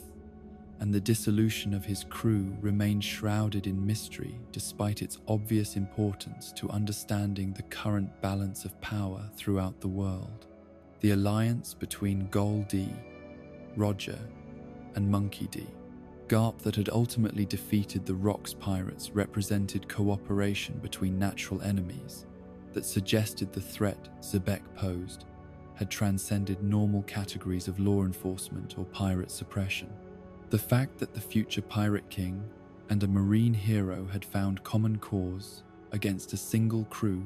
indicated that the stakes involved had been far greater than simple territorial disputes or conflicts over treasure. The island itself had been completely erased from maps following the battle, its very existence scrubbed from official records with the same thoroughness that had been applied to Xebeck's name and accomplishments. The celestial dragons who had been present during the incident were never identified publicly, their involvement in whatever had transpired remaining classified at levels that even high-ranking Marines could not access. The survivors of the battle, both pirates and government forces, had maintained silence about the details with consistency that suggested either sworn oaths or threats too severe to risk violating through careless speech. Yet fragments of truth had survived in the memories of those who had witnessed Xebeck's rise and fall, their accounts suggesting a man whose vision of the world differed fundamentally from both the anarchic freedom sought by most pirates and the absolute control demanded by the world government. The ideology that had attracted such powerful followers appeared to have emphasized strength as the foundation of natural hierarchy, while rejecting the artificial divisions that separated noble from commoner, marine from pirate, government from citizen. The appeal of such ideas to individuals who possessed overwhelming personal power but chafed against existing social structures was obvious, their potential to inspire revolution equally clear. The influence that Xebeck had exerted over his crew members had apparently survived his death, the former Rocks pirates carrying forward lessons and principles that had shaped their subsequent careers in ways that suggested continuing loyalty to ideals rather than mere nostalgia for past glories. Whitebeard's creation of a family structure among his own crew, his emphasis on loyalty and protection over conquest and plunder, might have reflected values learned during his service under someone who understood that true strength came from inspiring devotion rather than demanding submission. The old man's willingness to challenge the world government and die for his principles at Marineford had echoed themes that originated in his youth aboard the Rocks pirate's ship. Kaido's obsession with finding someone capable of killing him, his apparent belief that death in glorious battle represented the ultimate achievement for a warrior, suggested philosophy that valued strength above survival and honor above safety. The joy he displayed when facing opponents who could match his power, his disappointment when enemies proved weaker than anticipated, might have reflected standards for meaningful conflict that had been established during his time serving under someone whose own strength was legendary. The artificial devil fruit experiments he had conducted, his attempts to create subordinates worthy of his respect, could have been motivated by desire to recreate the sense of belonging he had experienced as member of a crew where individual excellence was celebrated rather than feared. Big Mom's hunger for power and control, her insistence on ruling through fear while simultaneously craving genuine affection from her subjects and children, might have originated in exposure to someone who had successfully balanced inspiring loyalty with commanding absolute obedience. The tea parties she hosted, her attempts to create family atmosphere among individuals who shared no blood relation, could have been distorted echoes of crew dynamics she had observed during her formative years. The rage she displayed when her will was thwarted, her inability to accept that others might possess legitimate reasons for opposing her desires, suggested worldview, shaped by serving under someone whose authority had been unquestioned and seemingly unquestionable. The systematic suppression of information about Xebec and his crew had created vacuum in historical understanding that allowed speculation and myth to flourish in place of documented facts,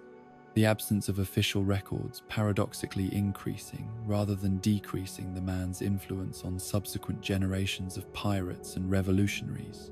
The whispered stories that circulated among those brave enough to discuss forbidden topics painted him variously as hero and monster, liberator and tyrant, visionary and madman, the conflicting accounts reflecting the complex reality of someone whose legacy defied simple moral categories. Blackbeard's apparent knowledge of Xebec and his obvious respect for the former captain's achievements suggested that Marshal D. Teach had access to information that most people lacked, his understanding of history allowing him to draw inspiration from examples that others could not study or emulate. The methods he employed in building his own crew, his willingness to recruit dangerous individuals whose loyalty was questionable, his emphasis on strength over conventional morality might have been conscious attempts to recreate the conditions that had made the Rocks pirates briefly unstoppable. The timing of his emergence as major threat, coinciding with the deaths of Whitebeard and the resulting power vacuum in the New World, suggested strategic thinking informed by historical precedent. Calico Yorkie's departure from the Rumbar pirates had been framed as tragic necessity. The disease that infected him and several other crew members, requiring their voluntary exile to prevent contamination of healthy shipmates who still possessed realistic hopes of completing their journey and fulfilling the promise they had made to Laboon, the sacrifice implicit in his decision to sail into the Calm Belt, effectively accepting death rather than risking the lives of people he considered family, had elevated him from mere supporting character to symbol of the selfless love that bound true pirates together, despite the dangers and temptations that constantly threatened to tear such relationships apart. The small boat that had carried Yorkie and his infected companions away from the main body of their crew had been provisioned for a journey that everyone understood was unlikely to reach any destination where medical treatment might be available their supplies calculated for comfort rather than survival, their navigation equipment adequate for maintaining course, but insufficient for complex route finding that might lead to unexpected opportunities for rescue. The farewell songs they had sung as the distance between their vessel and Brooke's ship gradually increased had been chosen for their emotional significance rather than their appropriateness as final messages, the music serving as vehicle for feelings too deep and complex for ordinary speech. Yet the calm belt that had seemed to promise certain death contained possibilities that none of them had considered during their desperate attempt to find solution to crisis that threatened to destroy everything they had built together over years of shared adventure and mutual dependence. Amazon Lily's isolation within those supposedly impassable waters had protected its inhabitants from outside interference while providing them with resources and knowledge that could address medical emergencies that would prove fatal in less specialized environments. The healing techniques that the Kuja warriors had developed over generations of defending their homeland might well have included treatments for diseases that conventional medicine considered incurable. The arrival of sick and desperate pirates at Amazon Lily's shores would have presented the island's rulers with complex decisions about policy and precedent, their traditional hostility toward men balanced against humanitarian considerations and practical calculations about the value of the information and skills that survivors might possess. Gloriosa's own experience with the outside world,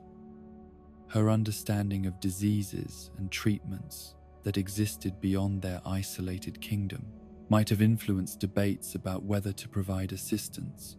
or simply allow nature to take its course with visitors who had violated their territorial boundaries. The possibility that Yorkie had survived his disease and found new purpose as resident of Amazon Lily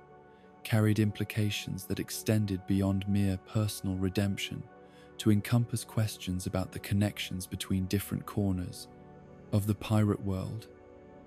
and the ways that chance encounters could reshape individual destinies in directions that no amount of planning could anticipate.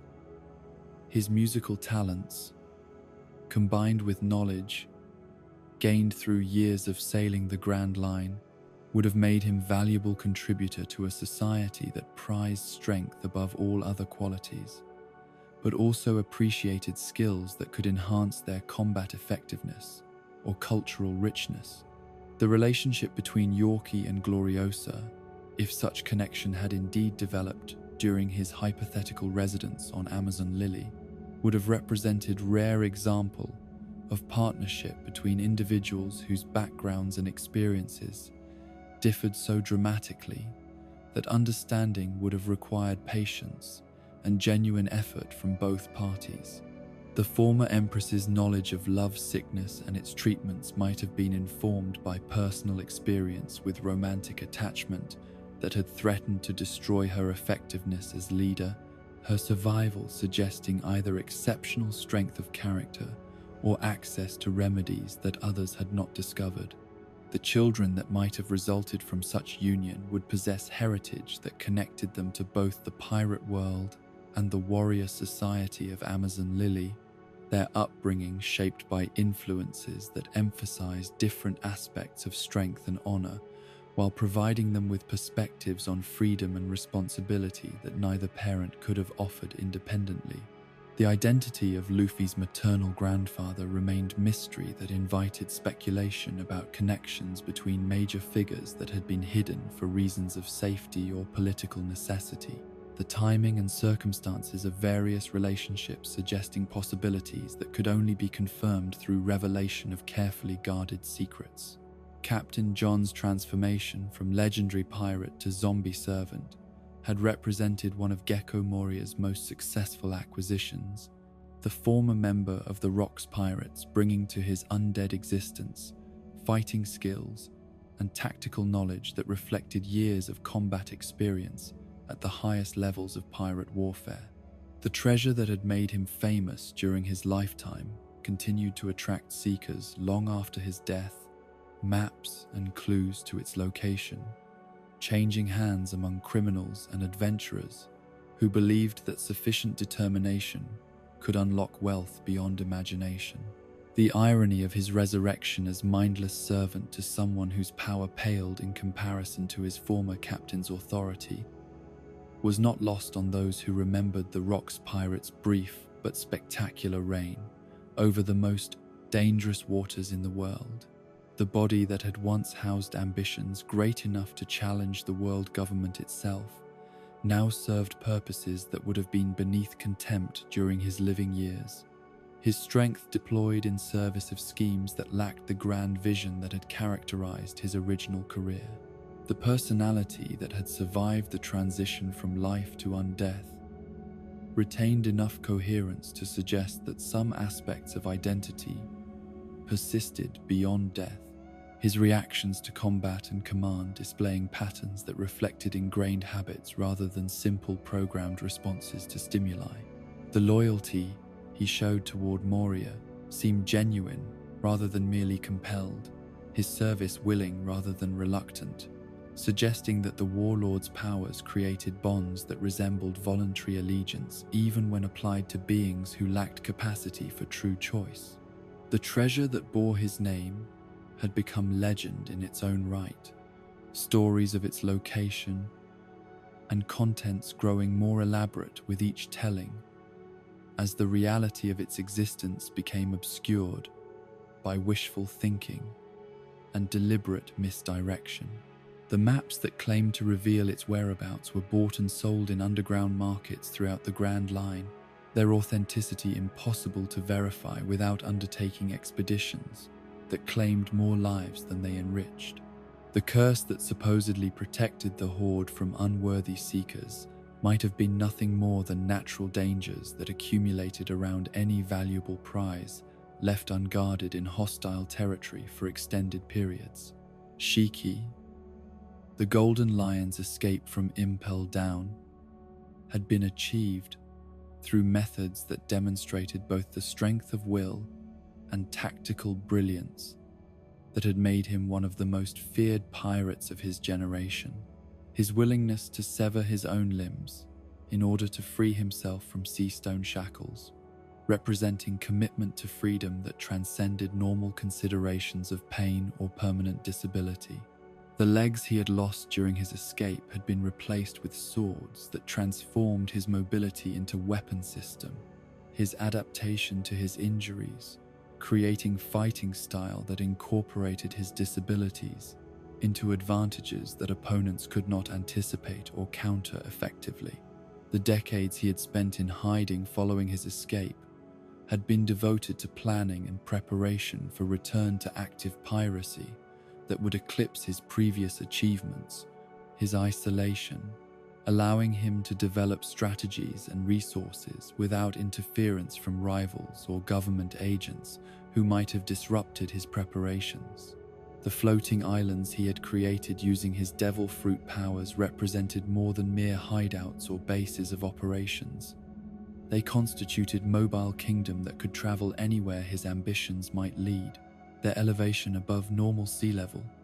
providing protection from conventional naval attacks while offering platforms for aerial assaults that no enemy could match. The crew he had assembled during his years of exile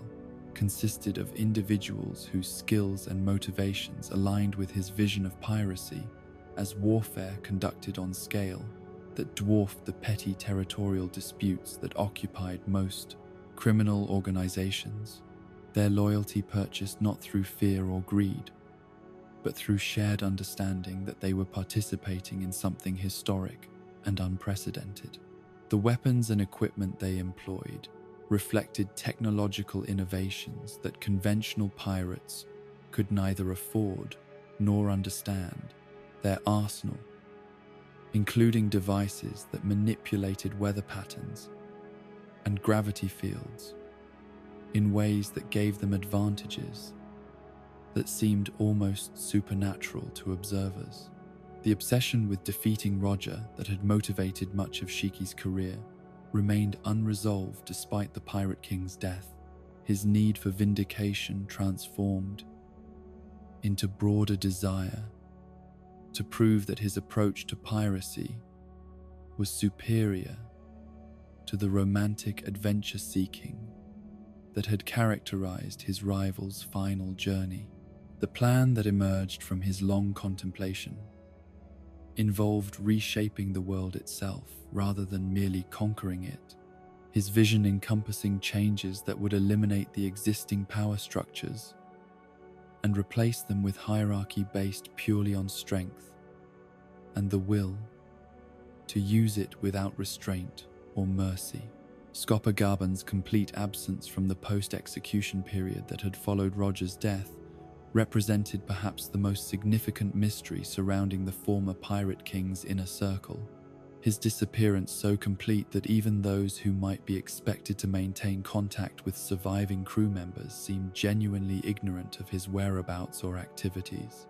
The fact that Rayleigh had emerged from retirement to train Luffy while Crocus had remained accessible to travelers passing through the Twin Capes made Gaban's invisibility seem deliberate rather than accidental.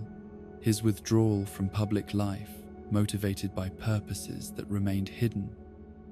from even his former shipmates. The role he had played as third-ranked member of the Roger Pirates had required skills and knowledge that would remain valuable long after the crew's disbandment. His understanding of navigation,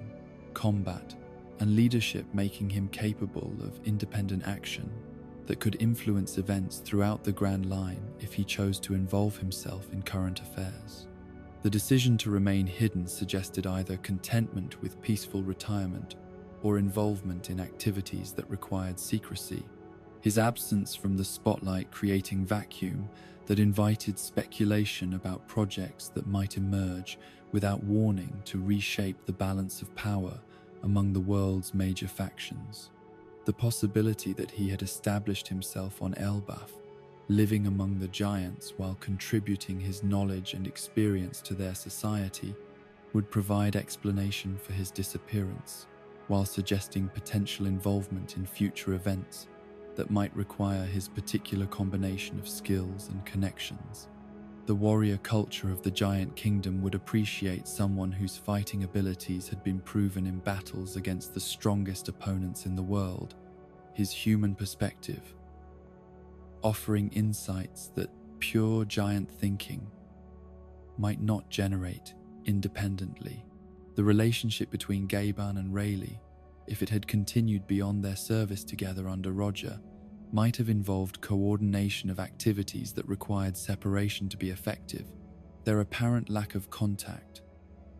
potentially masking collaboration on projects that demanded the appearance of independent action.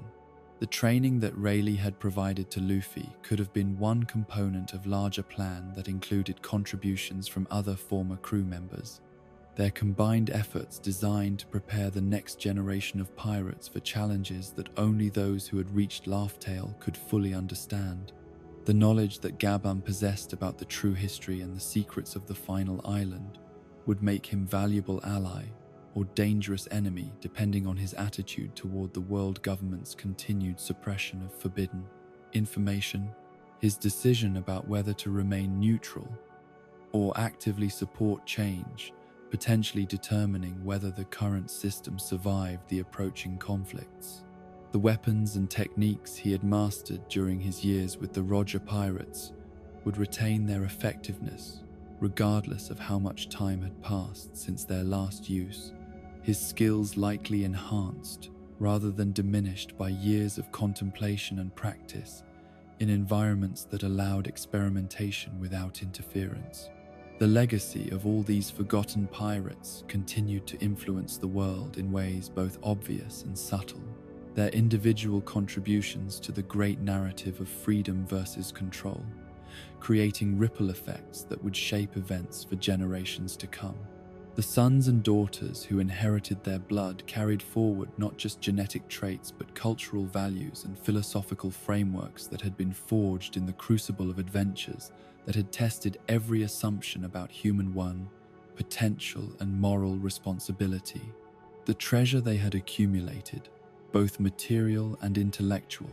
remained scattered across the oceans, waiting for worthy inheritors who possessed the courage and wisdom necessary to claim such dangerous prizes. The dreams they had pursued with such passion and dedication continued to inspire new generations of pirates and revolutionaries who found in their examples proof that individual action could challenge systems that seemed impossible to be changed, that the courage of a few determined individuals could create possibilities that had not existed before their emergence. The songs that preserved their stories, the maps that marked their journeys, the weapons they had wielded, and the ships they had sailed, all these remnants of forgotten lives continued to exert influence on a world that had chosen to forget their names while living with the consequences of their choices. The island of Amazon Lily had existed in isolation for so many generations that its history had become intertwined with legend, the truth of its origins obscured by deliberate secrecy, and the natural tendency of stories to transform through countless retellings by people whose understanding of the outside world remained limited by choice rather than circumstance. The calm belt that protected the warrior kingdom from unwanted visitors had also preserved traditions and knowledge that might have been lost or corrupted in societies that maintained regular contact with the broader world, creating a repository of ancient wisdom that included secrets about love, power, and the dangerous territory where those forces intersected. The succession of empresses who had ruled this matriarchal society represented more than mere political leadership, their authority extending into realms of spiritual guidance and cultural preservation that required understanding of forces that transcended normal human experience. Each woman who had accepted the burden of absolute responsibility for her people's welfare had brought her own perspective and abilities to challenges that demanded both strength and wisdom, their individual approaches to governance, reflecting personalities shaped by the unique combination of isolation and constant vigilance that defined life in their floating kingdom. Gloriosa's reign as empress had been marked by events that remained largely unknown to the outside world. Her decisions and actions during that period of leadership,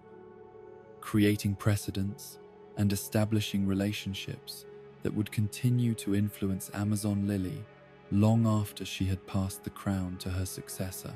The love sickness that had eventually forced her to seek treatment beyond their borders represented more than mere medical crisis. It had constituted existential threat to someone whose entire identity had been built around serving as example of female strength and independence that could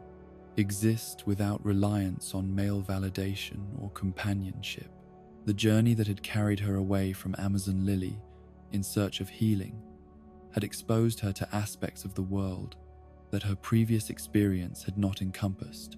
The cultures and societies she encountered during her exile, providing perspectives on human relationships that challenged assumptions she had never questioned during her years of isolated leadership.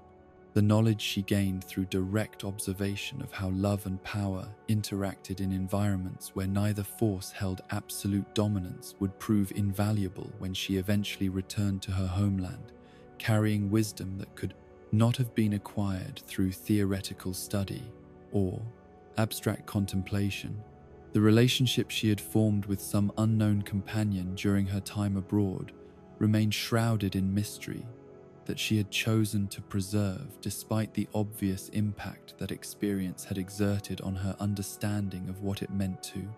be human in a world where strength alone was insufficient to address every challenge that life presented.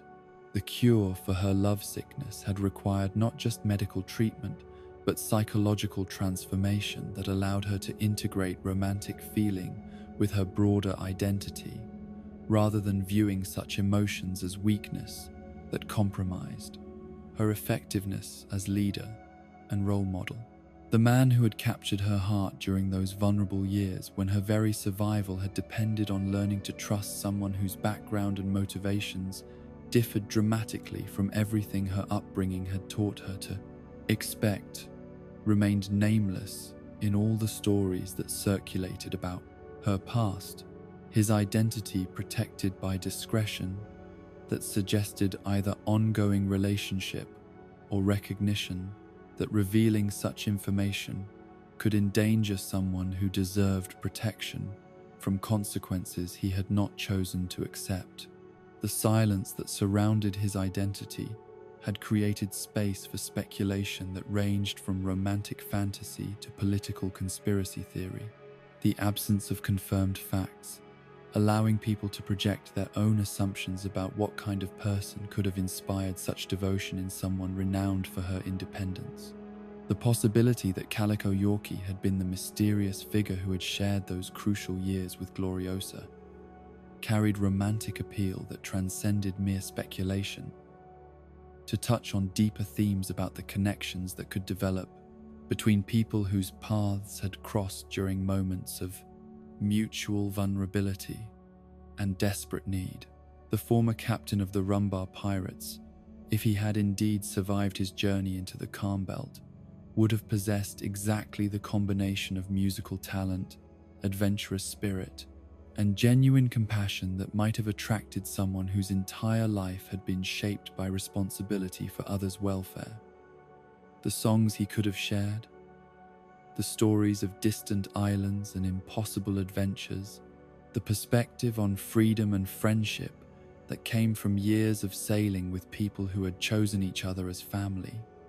All these qualities would have offered healing that went beyond mere medical treatment to encompass emotional restoration. The timing of various events in both their lives suggested possibilities that historical records had been designed to obscure rather than illuminate. The deliberate vagueness that surrounded key dates and locations, creating gaps in documented chronology that could accommodate relationships and connections that those in power had reasons to keep hidden. The children who might have resulted from such union would possess heritage that connected them to both the pirate world and the warrior traditions of Amazon Lily, their upbringing shaped by influences that emphasized different aspects of strength and honor while providing them with perspectives on loyalty and sacrifice that neither parent could have offered alone. The identity of Luffy's maternal lineage remained one of the great mysteries that surrounded the Straw Hat Captain's background. The absence of any information about his mother, creating vacuum that invited speculation about connections between major figures whose relationships had been concealed for reasons of safety or political necessity. The revolutionary activities that had defined Dragon's adult life would have made any romantic attachment a potential vulnerability that enemies could exploit. His decision to maintain distance from family members representing sacrifice of personal happiness in service of larger causes that demanded complete dedication and acceptance of isolation that few people could endure. The possibility that his partner had been someone connected to Amazon Lily would provide explanation for both Bartholomew Kumar's decision to send Luffy specifically to that island during the crisis at Sabaudi Archipelago and Boa, Hancock's immediate and intense reaction to encountering someone whose presence seemed to awaken feelings and memories that she had never experienced before their meeting. The former warlord's knowledge of Dragon's activities and his obvious concern for Luffy's welfare suggested connections that extended beyond mere strategic calculation to encompass personal relationships that had been carefully hidden from public view. Tritoma's brief tenure as Empress between Shaki and Boa Hancock represented period of Amazon Lily's history that had been almost entirely erased from official records, her reign apparently ending in the kind of tragic circumstances that the island's inhabitants preferred not to discuss even among themselves. The love sickness that had claimed her life, according to the limited information that had survived her death, suggested someone who had been unable to find the kind of healing that had saved both her predecessor and successor, her fate serving as reminder that not every story possessed happy ending, despite the courage and determination of those involved. The circumstances that had led to her romantic attachment remained completely unknown. The identity of the man who had inspired such fatal devotion lost to time and deliberate secrecy that had been maintained for reasons that could only be guessed at by those who had witnessed the tragedy unfold. The timing of her death,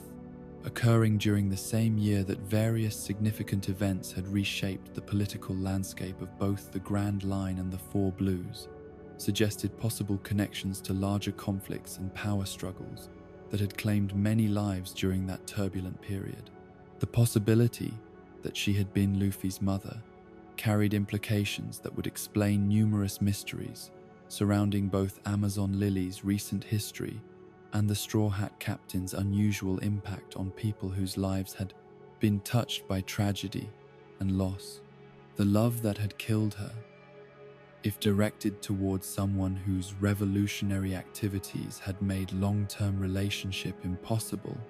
would have created emotional wounds that affected not just the immediate participants, but their families and associates who had been forced to witness suffering they could not prevent or alleviate. The timing of her death in relation to Luffy's birth suggested either coincidence too remarkable to be believed, or carefully orchestrated events designed to protect a child whose very existence might have endangered both his safety and that of people who cared about his welfare. The decision to separate mother and son, if such separation had indeed occurred, would have represented heartbreaking choice between personal happiness and collective security, the kind of sacrifice that defined the lives of people who had committed themselves to changing the world, regardless of what such dedication might cost them personally. The influence that Tritoma's brief reign had exerted on Amazon Lily's subsequent development remained visible in policies and traditions that reflected perspectives on leadership and responsibility that differed subtly from those that had characterized earlier periods of their palm-playing's history. The emphasis on protecting the innocent and providing sanctuary for those who had been wounded by their encounters with the outside world might have originated in lessons learned through witnessing someone they respected and admired destroyed by forces beyond their control or understanding. The Kuja warriors who had served under Tritoma's command carried forward not just fighting techniques and tactical knowledge, but emotional wisdom about the prices that love could demand from those who opened their hearts to possibilities that transcended the safe boundaries of their isolated kingdom. The stories they shared with younger generations, carefully edited to remove details that might identify specific individuals or reveal dangerous secrets, emphasized themes of courage and sacrifice that had been learned through observing someone whose brief life had encompassed both great joy and ultimate tragedy. The Revolutionary Army that operated throughout the world under Dragon's leadership included numerous individuals whose identities and activities remained hidden, not just from the world government agents who hunted them, but from each other, their compartmentalized knowledge protecting the organization from complete destruction if any single member was captured or compromised. The commanders who directed operations in different regions possessed skills and resources that reflected diverse backgrounds and motivations. Their shared commitment to overthrowing the existing system, creating unity of purpose, despite significant differences in methodology and philosophy. The recruitment process that had brought these individuals into the revolutionary fold had identified people whose personal experiences with injustice and oppression had created motivation that transcended mere political ideology to encompass deep emotional investment in creating a world where such suffering could not be systematically inflicted on the vulnerable and powerless. The training they received emphasized not just combat effectiveness and operational security, but moral reasoning that would guide their decisions when faced with situations where abstract principles met concrete human consequences. The territories where they operated often overlapped with areas that had been touched by Luffy's passage through the world, their activities benefiting from the disruption that his adventures had created in existing power structures, and the inspiration that his example had provided to people who had previously accepted their circumstances as unchangeable. The liberation of kingdoms like Alabasta and Dressrosa had demonstrated possibilities that many had never dared to imagine. The proof that tyrannical governments could be overthrown, creating hope that revolutionary organizers could build upon in their efforts to expand resistance movements. The coordination between different revolutionary cells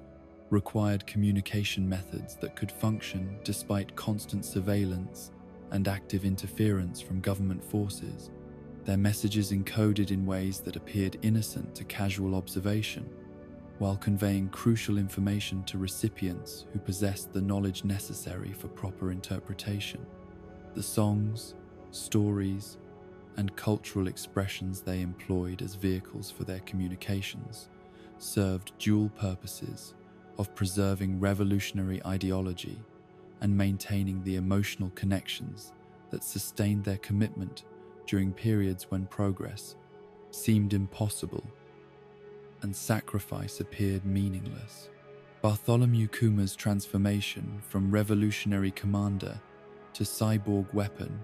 represented perhaps the most tragic example of the prices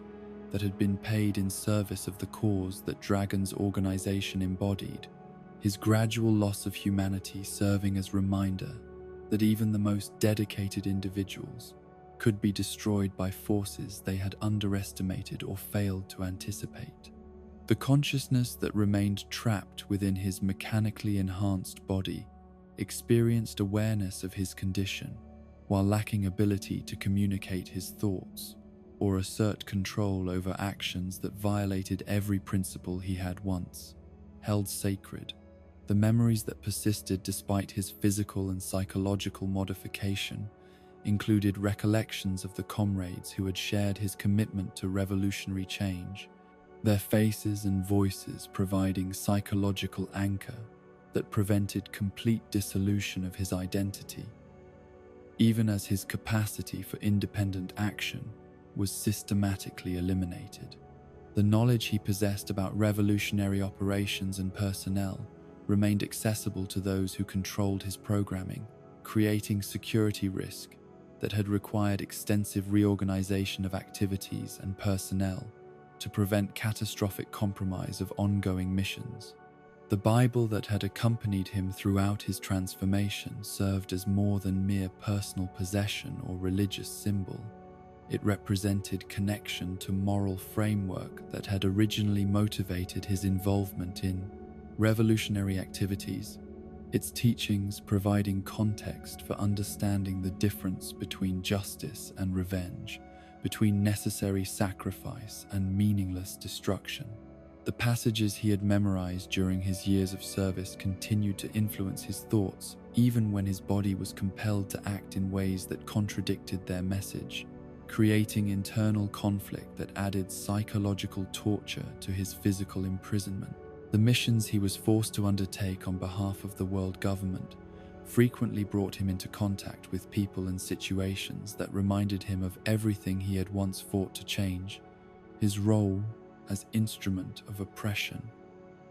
forcing him to participate in the very system he had dedicated his life to overthrowing.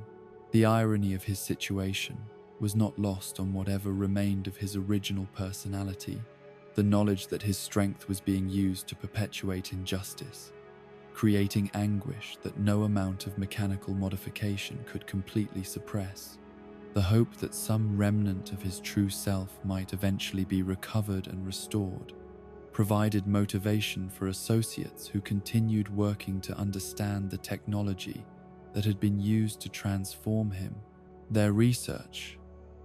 complicated by the sophistication of modifications that exceeded anything previously achieved in the field of human enhancement. The possibility that his condition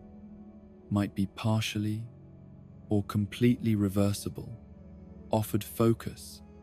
for scientific efforts that combined humanitarian concerns with practical considerations about recovering valuable intelligence and experienced leadership for future revolutionary operations. The legacy of all these forgotten figures continued to influence events throughout the world in ways both obvious and subtle. Their individual contributions to the great narrative of freedom versus control, creating ripple effects that shaped the context within which current conflicts were unfolding. The children who had inherited their blood and the students who had learned from their examples carried forward not just genetic traits and practical skills, but philosophical frameworks and moral commitments that would determine how future challenges were met and what kind of world would emerge from the struggles that lay ahead. The written word had preserved fragments of knowledge across centuries that might otherwise have been lost to the relentless passage of time. Yet among the countless volumes that filled libraries and private collections throughout the world, certain texts stood apart not merely for their content, but for the mysteries surrounding their creation and the shadowy figures who had authored them. These forgotten scholars and explorers had ventured into territories both physical and intellectual that remained largely unmapped by subsequent generations. Their discoveries and insights scattered across pages that few people had ever read and fewer still had properly understood. Louis Arnault's name had appeared exactly once in the official record of events that had shaped the Grand Line's documented history. His brief notation about Little Garden, preserved in the pages of Bragmen, not because anyone had recognized its significance, but because someone had deemed it worthy of inclusion in a collection of travel writings that might prove useful to future navigators. The 25 years that had passed between his first mention and his apparent reappearance on Elbaf suggested either remarkable longevity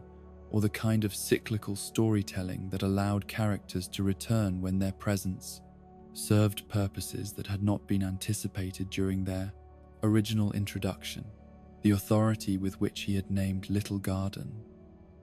spoke to influence and recognition that extended far beyond mere personal opinion. His designation,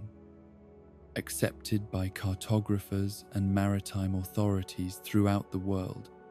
despite the absence of any official expedition or governmental sanction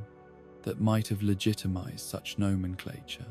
The fact that his chosen name had become the standard reference used by everyone from pirates to marines suggested reputation for accuracy and reliability that had been earned through previous contributions to geographical knowledge, his word carrying weight that casual observers could not explain through available information about his background or credentials. The book that bore his name had achieved legendary status among those who appreciated literature that combined practical information with philosophical reflection, its pages containing observations about human nature and cultural dynamics that transcended mere description of places and peoples to offer insights that remained relevant long after the specific circumstances that had inspired them had passed into history. The influence it had exerted on subsequent generations of explorers and adventurers could be traced through references and quotations that appeared in other works,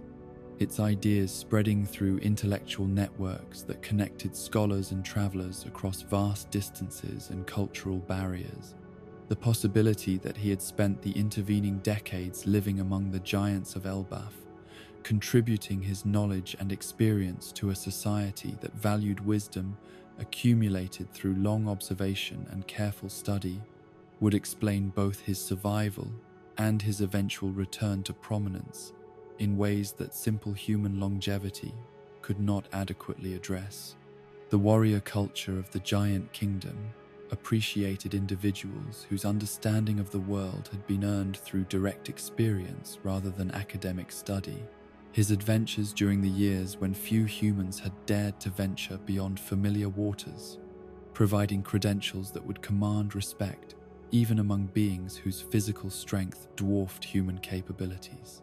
The connection between his work and the inspiration that had driven Ace's companion Mask Deuce to pursue his own literary ambitions suggested influence that extended across generations and social boundaries. His example, encouraging others to document their experiences and share their insights, regardless of whether such efforts would receive recognition or reward.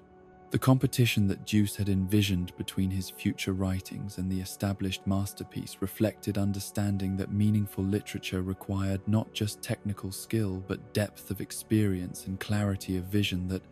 could only be achieved through genuine engagement with the complexities of human existence. The role that Arnaut might play in future events remained entirely speculative, yet his expertise in navigation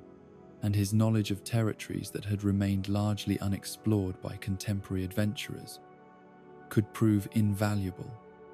if circumstances required someone capable of guiding expeditions to locations that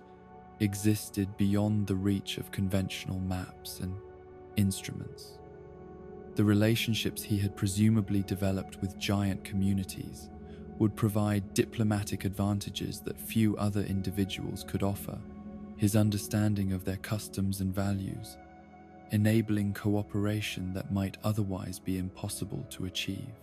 Willie Gallen's single recorded observation had achieved prophetic significance that its author could never have anticipated when he first articulated the principle that anything humans could imagine could potentially become reality. His words serving as philosophical framework that explained phenomena that conventional science struggled to address through traditional analytical methods. The physicist, whose identity remained otherwise unknown, had apparently understood something fundamental about the relationship between consciousness and physical reality that anticipated developments that would not become widely recognized until generations after his death. The timing of his quotation's inclusion in the narrative,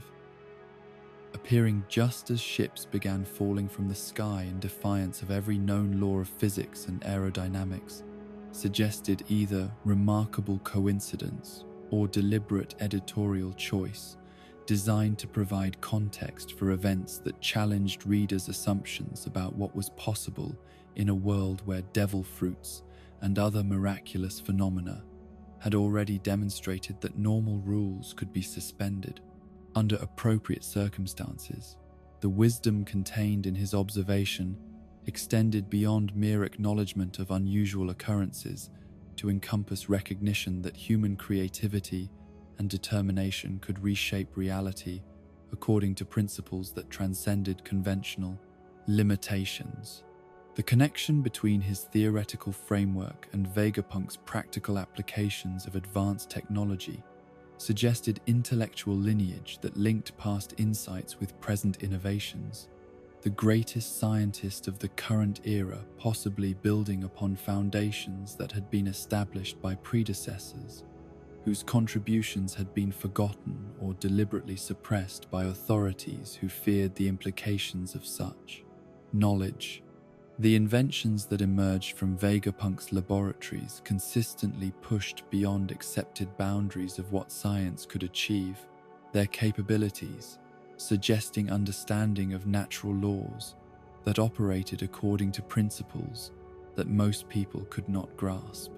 The possibility that Gallen had been Vegapunk's intellectual mentor or inspiration carried implications that would reshape understanding of how scientific progress had developed over the centuries. His ideas providing theoretical basis for practical applications that had transformed everything from warfare to transportation to communication. The relationship between imagination and reality that he had articulated might have included specific techniques or methodologies that allowed trained individuals to influence physical phenomena through focused mental effort, their consciousness serving as bridge between conceptual possibility and material manifestation. The era from which his quotation had originated remained deliberately vague, the absence of specific dates or locations preventing researchers from placing his work in proper historical context that might illuminate the circumstances that had led to his insights and the impact they had exerted on contemporaries who, might have preserved additional examples of his thinking. The possibility that he had been contemporary of Joy Boy, living during the Void Century, when advanced civilizations had apparently possessed capabilities that exceeded anything achieved by subsequent generations,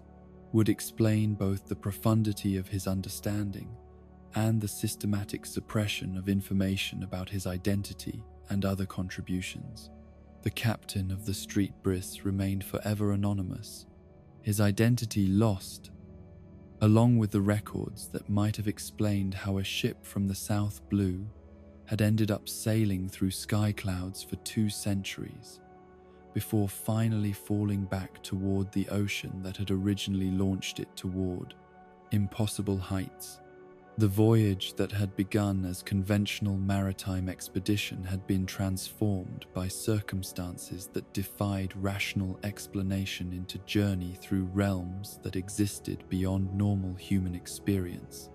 its duration exceeding the natural lifespan of anyone who might have witnessed its departure or anticipated its return. The crew that had sailed aboard that vessel had left behind only fragments of evidence about their lives and motivations. The broken skull that Robin had examined, providing medical details that suggested both the hardships they had endured and the care they had shown for each other during their extended ordeal in environments that had never been designed to support human life. The surgery that had been performed in desperate attempt to treat illness that conventional medicine of their era could not address spoke to dedication and skill that transcended mere professional obligation to encompass genuine concern for companions whose survival had depended on collective effort and mutual support. The photograph that Sanji had discovered beneath the waves carried emotional weight that transcended its function as historical artifact, the image of people whose names had been lost to time serving as reminder that every adventure, no matter how grand or legendary it might appear to outside observers, was ultimately composed of individual human beings whose dreams and fears and relationships provided meaning that statistics and official records could never adequately capture. The love that the photograph represented had persisted through centuries and disasters that had destroyed everything else associated with the voyage. Its survival, suggesting that some human connections possessed durability that exceeded any physical material or written document. The connection between their journey and Emmet's attack on the Holy Land remained purely speculative. Yet the timing of various events suggested possibilities that historians had been reluctant to explore, due to the dangerous implications such investigations might carry for anyone who delved too deeply into circumstances surrounding the Prawn. Assault on Mary Geoise. The political climate that had existed 200 years earlier had been marked by tensions and conflicts that bore striking resemblance to current struggles between established authority and revolutionary movements, the patterns repeating across centuries in ways that suggested underlying forces that had never been fully resolved or eliminated. The possibility that the Street Briss had been carrying refugees from Sky Island communities that had been targeted for elimination by government forces would explain both their presence in the upper atmosphere and their eventual fate when circumstances beyond their control had made continued survival impossible. The people of various Sky Islands had maintained careful neutrality in conflicts that raged below them, yet their knowledge of advanced technologies and their independence from government oversight might have made them targets for suppression during periods when authorities felt threatened by any form of organized resistance or alternative social organization. The scholars of Ohara had paid the ultimate price for their pursuit of knowledge that the world government had deemed too dangerous for public consumption. Their expertise in interpreting ancient languages and texts, making them capable of uncovering truths that had been deliberately buried beneath layers of official propaganda and historical revision. The individual researchers who had contributed to their collective understanding of the Void Century remained largely anonymous, their personal sacrifices and intellectual achievements overshadowed by the dramatic circumstances of their deaths and the political implications of their discoveries.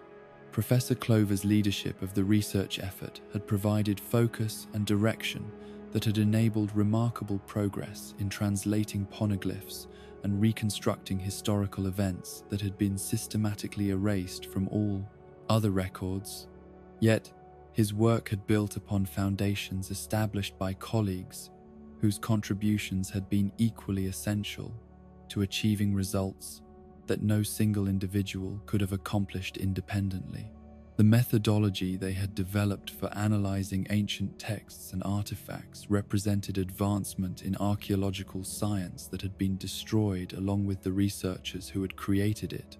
their techniques lost to subsequent generations, who might have continued building upon their discoveries.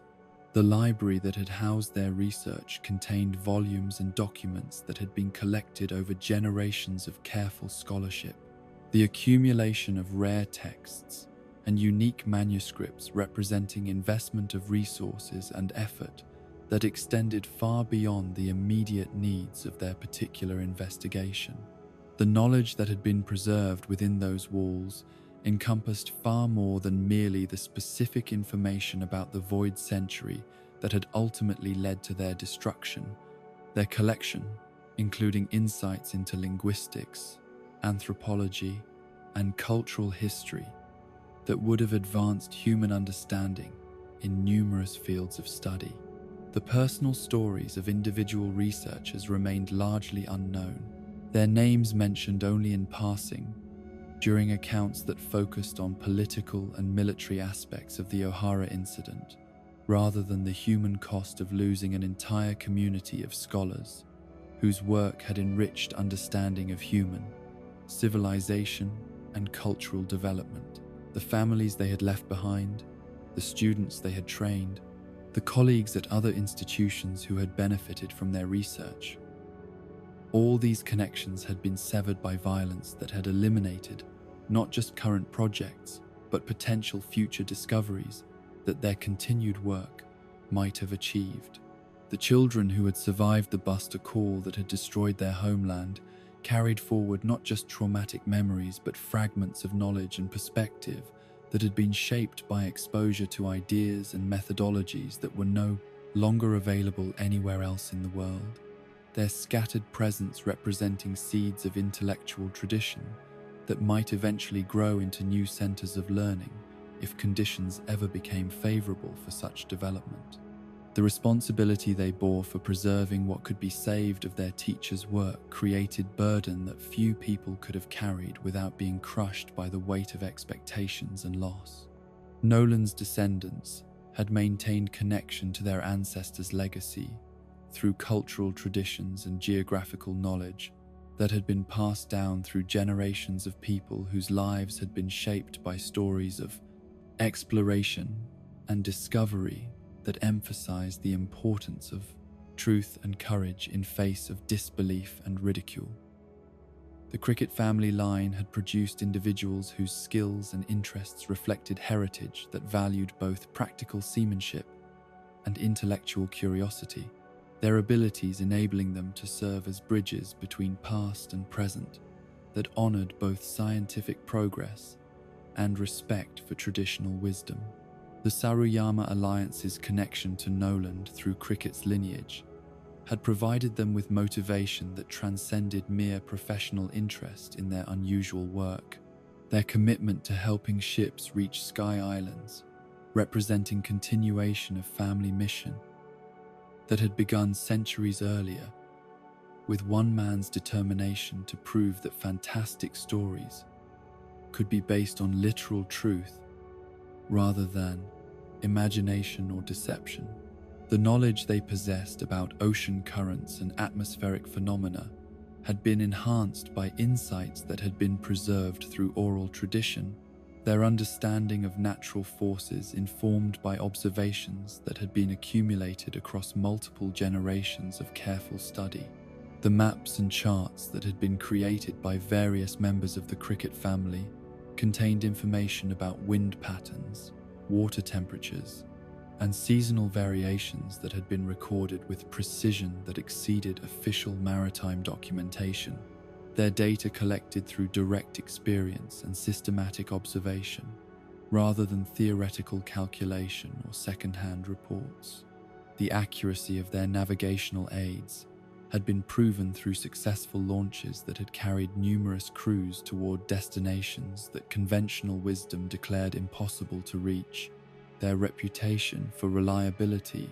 earning respect from clients who had risked their lives based on guidance that could not be verified through any other source. The cultural impact that Nolan's story had exerted throughout the North Blue continued to influence people who had never met any of his descendants directly,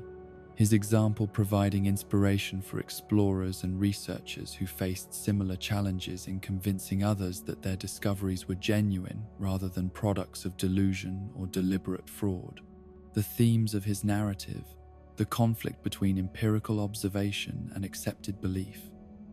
the personal cost of pursuing truth that contradicted popular opinion, the vindication that might come too late to benefit those who had sacrificed everything for their convictions, resonated with anyone whose work required challenging, established assumptions about what was possible or desirable. The botanical knowledge that had died with him represented loss that extended far beyond the immediate tragedy of his execution. His understanding of plant diseases and their treatments potentially capable of saving lives and preserving crops in ways that could have prevented suffering and starvation throughout regions where such expertise was desperately needed. The techniques he had developed for cultivating medicinal plants and creating treatments from local flora might have established foundations for medical traditions that could have evolved over centuries to address health challenges that continued to plague communities, lacking access to advanced healthcare systems. The relationship between his scientific work and his personal friendship with Kalgara had demonstrated possibilities for cooperation and mutual understanding between cultures that might otherwise have remained forever separated by differences in language, customs, and worldview, his example suggesting that genuine respect and affection could transcend barriers that seemed insurmountable to people who lacked experience with cross-cultural communication. The peace that had been achieved between Shandians and Sky Islanders 400 years after his death had finally validated his belief that conflicts based on misunderstanding could be resolved through patient effort and willingness to see situations from multiple perspectives. The legacy that extended through all these forgotten figures continued to shape events throughout the world in ways both obvious and subtle. Their individual contributions to human knowledge and cultural development, creating foundations that supported achievements that might otherwise have been impossible to attain. The books they had written, the discoveries they had made, the relationships they had formed, and the examples they had set provided resources that future generations could draw upon when facing challenges that required wisdom that could only come from understanding how previous obstacles had been overcome through courage, persistence, and commitment to principles that transcended immediate personal interests. The 7 warlords of the sea had represented one of the world government's most pragmatic attempts to harness the chaotic forces of piracy for their own purposes, transforming some of the most dangerous criminals on the ocean into sanctioned privateers whose activities served to maintain the delicate balance of power that kept the established order stable. Yet the system that had created these official pirates had also produced casualties and forgotten figures whose stories remained largely untold, individuals who had been swept aside by the machinery of political expedience, or crushed beneath the weight of ambitions that had exceeded their capacity to achieve lasting success. The position of warlord carried with it prestige and protection that made it one of the most coveted titles available to pirates who had grown weary of constant pursuit by marine forces. Yet the selection process that determined who would be granted such privileges remained shrouded in secrecy and influenced by factors that extended far beyond mere combat effectiveness or territorial control. The candidates who had been considered and rejected, the former holders who had been stripped of their status,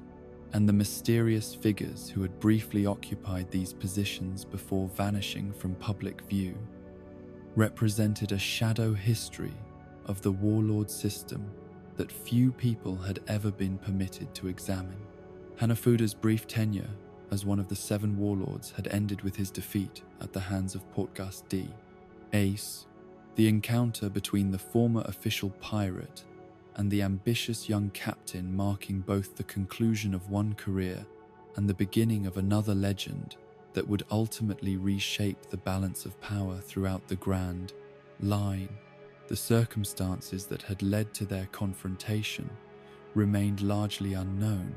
the details of their battle lost to time, and deliberate secrecy that had protected information whose revelation might have embarrassed those responsible for Hanafuda's original appointment to his prestigious position. The hunting expeditions that had defined Hanafuda's approach to piracy had focused specifically on ancient Zoan devil fruits. His expertise in tracking down and acquiring these rare and powerful abilities, suggesting knowledge of their locations and methods for obtaining them, that had been accumulated through years of careful research and dangerous fieldwork. The network of contacts and informants that such activities would have required spoke to organizational capabilities that extended far beyond simple pirate crew management, his operations necessitating coordination with underground dealers, corrupt officials, and specialized researchers who possessed expertise in identifying and evaluating supernatural phenomena.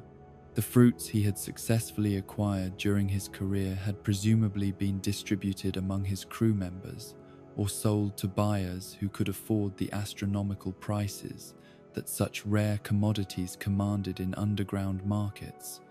their ultimate destinations remaining unknown to authorities who had been unable to track the movement of items whose very existence was difficult to verify through conventional investigative methods. The possibility that some of these ancient Zoan abilities had eventually found their way into the hands of the Toby Roppo, providing Kaido's elite subordinates with the transformative powers that had made them such formidable opponents, suggested connections between different criminal organizations that had persisted across years and geographical distances. The relationship between Hanafuda's activities and ex-Drake's acquisition of his Allosaurus devil fruit remained purely speculative, yet the timing and circumstances suggested possibilities that would explain how a Marine officer had gained access to abilities that were supposedly restricted to the most elite levels of the pirate world. The undercover operation that had eventually placed Drake within Kaido's organization might have been facilitated by knowledge and resources that had originally been developed through Hanafuda's research, the former warlord's expertise in ancient Zoan fruits providing intelligence that proved invaluable for someone whose mission required convincing the beast pirates of his authenticity and value. The methods that Ace had employed to defeat someone whose experience and resources should have made him a formidable opponent remained undocumented. The young pirate's victory over a sanctioned warlord, marking a significant milestone in his development that had attracted the attention of both the world government and the established pirate community. The outcome of their confrontation had demonstrated that official recognition and government protection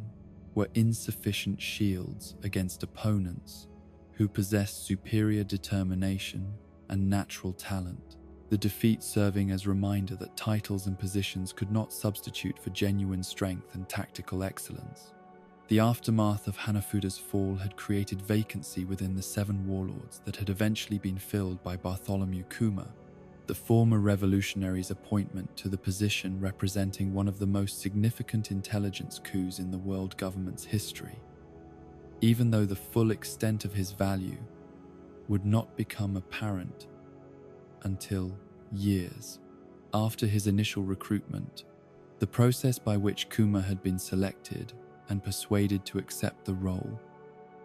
remained classified at levels that prevented most officials from understanding the true nature of the arrangements that had been negotiated. His agreement to undergo gradual transformation into cyborg weapon, suggesting forms of coercion or incentive that transcended simple offers of legal immunity. The scientific modifications that had been performed on Kuma during his tenure as warlord had been presented as enhancements that would increase his effectiveness in combat situations, yet the systematic elimination of his consciousness and free will suggested purposes that had nothing to do with improving his performance as sanctioned pirate, and everything to do with creating controllable weapon that could be deployed against targets that conventional forces could not effectively engage. The technology that had been employed in his transformation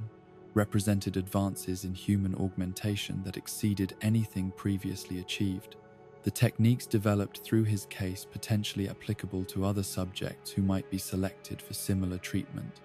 Wang Ji's former control of Hachinosu had represented one of the most significant challenges to world government authority in the New World. His transformation of the pirate island into base of operations for criminal activities that extended throughout the region,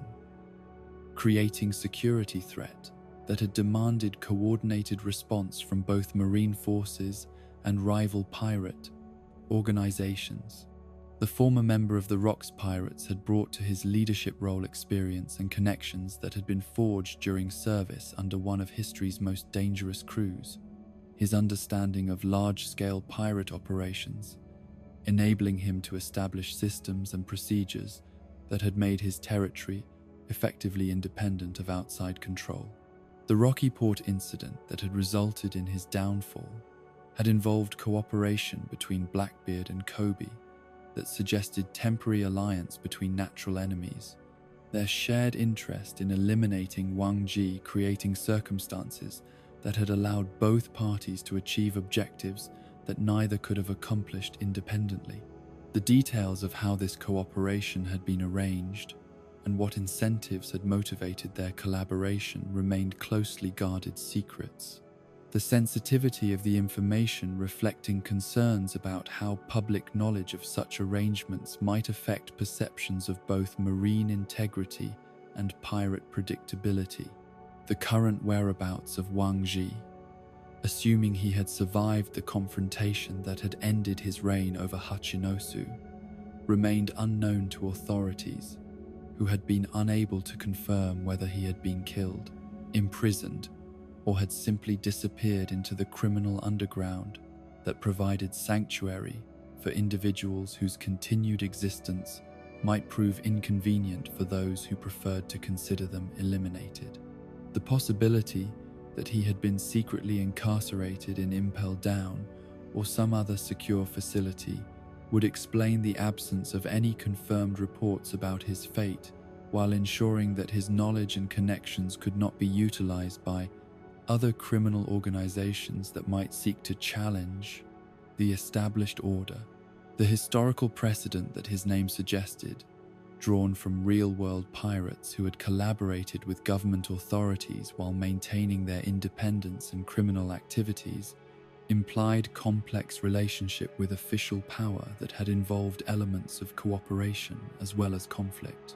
The balancing act that such arrangements required, maintaining credibility within the pirate community while providing sufficient value to government contacts to ensure continued tolerance of otherwise illegal activities, demanded political skills that few individuals possessed in sufficient degree to sustain over extended periods. The network of subordinates and associates who had served under Wang Ji's leadership had presumably been scattered by his fall, their fates dependent on individual circumstances and the particular skills or knowledge they possessed that might make them valuable to new employers or dangerous to former enemies. The information they carried about his operations and contacts could have provided intelligence that proved useful in understanding how large-scale criminal enterprises functioned and what vulnerabilities might be exploited to prevent similar organizations from achieving comparable levels of success. The agents of Baroque Works who had survived the organization's collapse had found themselves adrift in a world where their specialized skills and criminal connections were simultaneously valuable and dangerous. Their association with Crocodile's failed conspiracy, making them targets for both government prosecution and underworld retribution,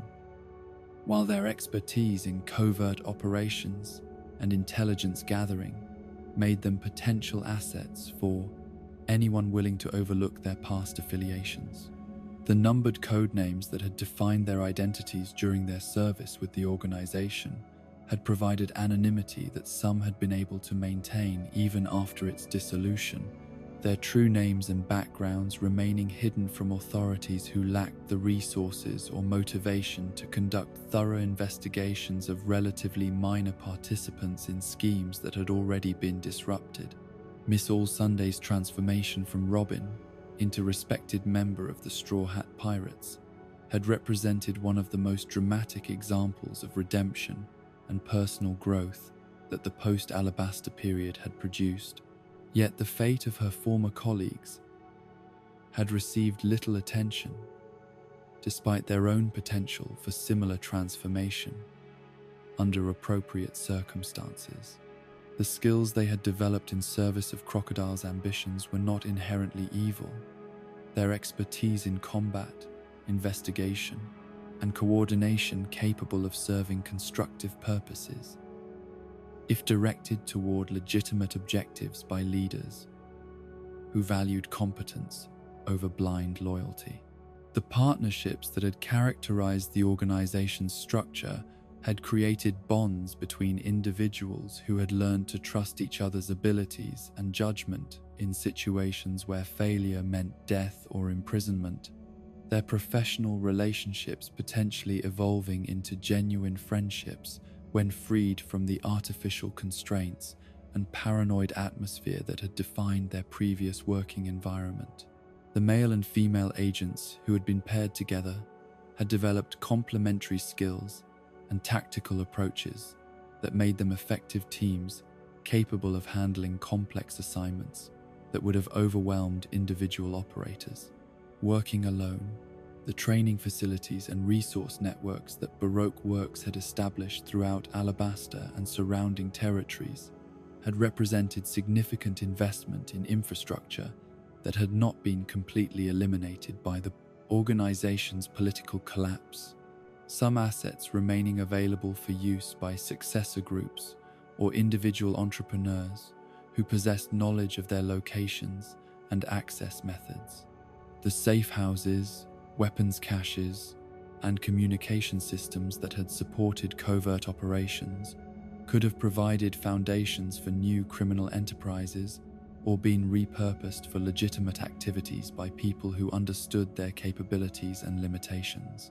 The ideology that had motivated some members of the organization had emphasized professional excellence and personal advancement rather than loyalty to Crocodile himself. Their commitment to the group's success, reflecting career ambitions that could have been redirected toward other employers or independent ventures that utilized their accumulated expertise in ways that served their own interests, rather than those of manipulative superiors. The disillusionment that many had experienced when the true nature of their leaders' plans had been revealed might have created openness to alternative approaches to achieving personal and professional satisfaction. The broader criminal network that had supported Crocodile's operations had extended far beyond the official membership of Baroque Works to include corrupt officials, black market dealers, and underground organizations whose cooperation had been essential to maintaining the cover stories and resource flows that had enabled the conspiracy to function effectively for several years. The connections between these various elements had created a web of relationships and mutual obligations that had persisted beyond the arrest of the central figure, their continued existence providing opportunities for new criminal enterprises to emerge from the remnants of the old system. Gecko Moria's collection of zombie servants had included numerous individuals whose original lives and deaths had been forgotten in favor of their undead existence, their personalities and memories, subsumed by the artificial animation that had granted them a form of continued existence while denying them agency or the ability to determine their own actions. The process by which shadows had been extracted from living people and implanted into corpses had created beings who possessed some characteristics of their original owners, while lacking the essential qualities that had made those people unique individuals rather than merely collections of skills and reflexes. The liberation that had followed Moria's defeat had restored many of these unfortunate souls to their original owners. Yet questions remained about the psychological and spiritual impact of having one's essence temporarily separated from their physical form and forced to animate foreign flesh that had once housed different consciousness. The trauma that such experience might have inflicted could have created lasting damage that conventional medical treatment was inadequate to address, the victims potentially requiring specialized care that took into account both physical and metaphysical aspects of their ordeal. The zombies who had been created from corpses too old or damaged to be successfully restored to life had presumably been released from their artificial existence when the shadows that animated them had returned to their original owners, their brief period of undead activity ending with whatever peace death was supposed to provide to those whose natural lives had been completed long before their bodies had been subjected to Moria's experiments. The ethical questions raised by their temporary resurrection remained largely unexamined. The rights of the dead to remain undisturbed, balanced against the potential benefits that their knowledge and abilities might have provided to the living. The island itself had been transformed by the battle that had ended Moria's reign. The massive ship that had served as his base of operations, presumably sinking or being abandoned in waters where it might continue to pose navigational hazard to vessels whose crews were unaware of its presence. The treasures and resources that had been accumulated aboard Thriller Bark during its years of operation had likely been scattered by the chaos that had accompanied the final confrontation, their ultimate fate dependent on the actions of survivors who had possessed the opportunity and motivation to salvage what they could from the wreckage. The legacy of all these forgotten warlords and their associates continued to influence the world in ways both obvious and subtle. Their individual contributions to the complex ecosystem of sanctioned piracy, creating precedents and establishing relationships that would shape future developments in the ongoing struggle between order and chaos, government control and individual freedom, collective security and personal ambition. The lessons learned from their successes and failures would inform policy decisions and strategic planning that could determine whether the warlord system continued to serve its intended purposes, or whether alternative approaches would be required to maintain the delicate balance of power that kept the world from descending into total war or absolute tyranny. The children who had suffered under the twisted experiments and machinations of adults driven by ambition or madness represented some of the most heartbreaking casualties in a world where power often came at the expense of innocence. Their young lives shaped by trauma that no amount of subsequent care or attention could completely erase. These forgotten victims of conflicts they had never chosen to join bore scars both visible and hidden, their experiences serving as reminders that even the grandest adventures and most noble causes could leave behind wreckage that included the dreams and hopes of those too small and powerless to protect themselves from forces beyond their understanding. The laboratory on Punk Hazard had become a monument to the dangers that emerged when scientific curiosity operated without moral constraints,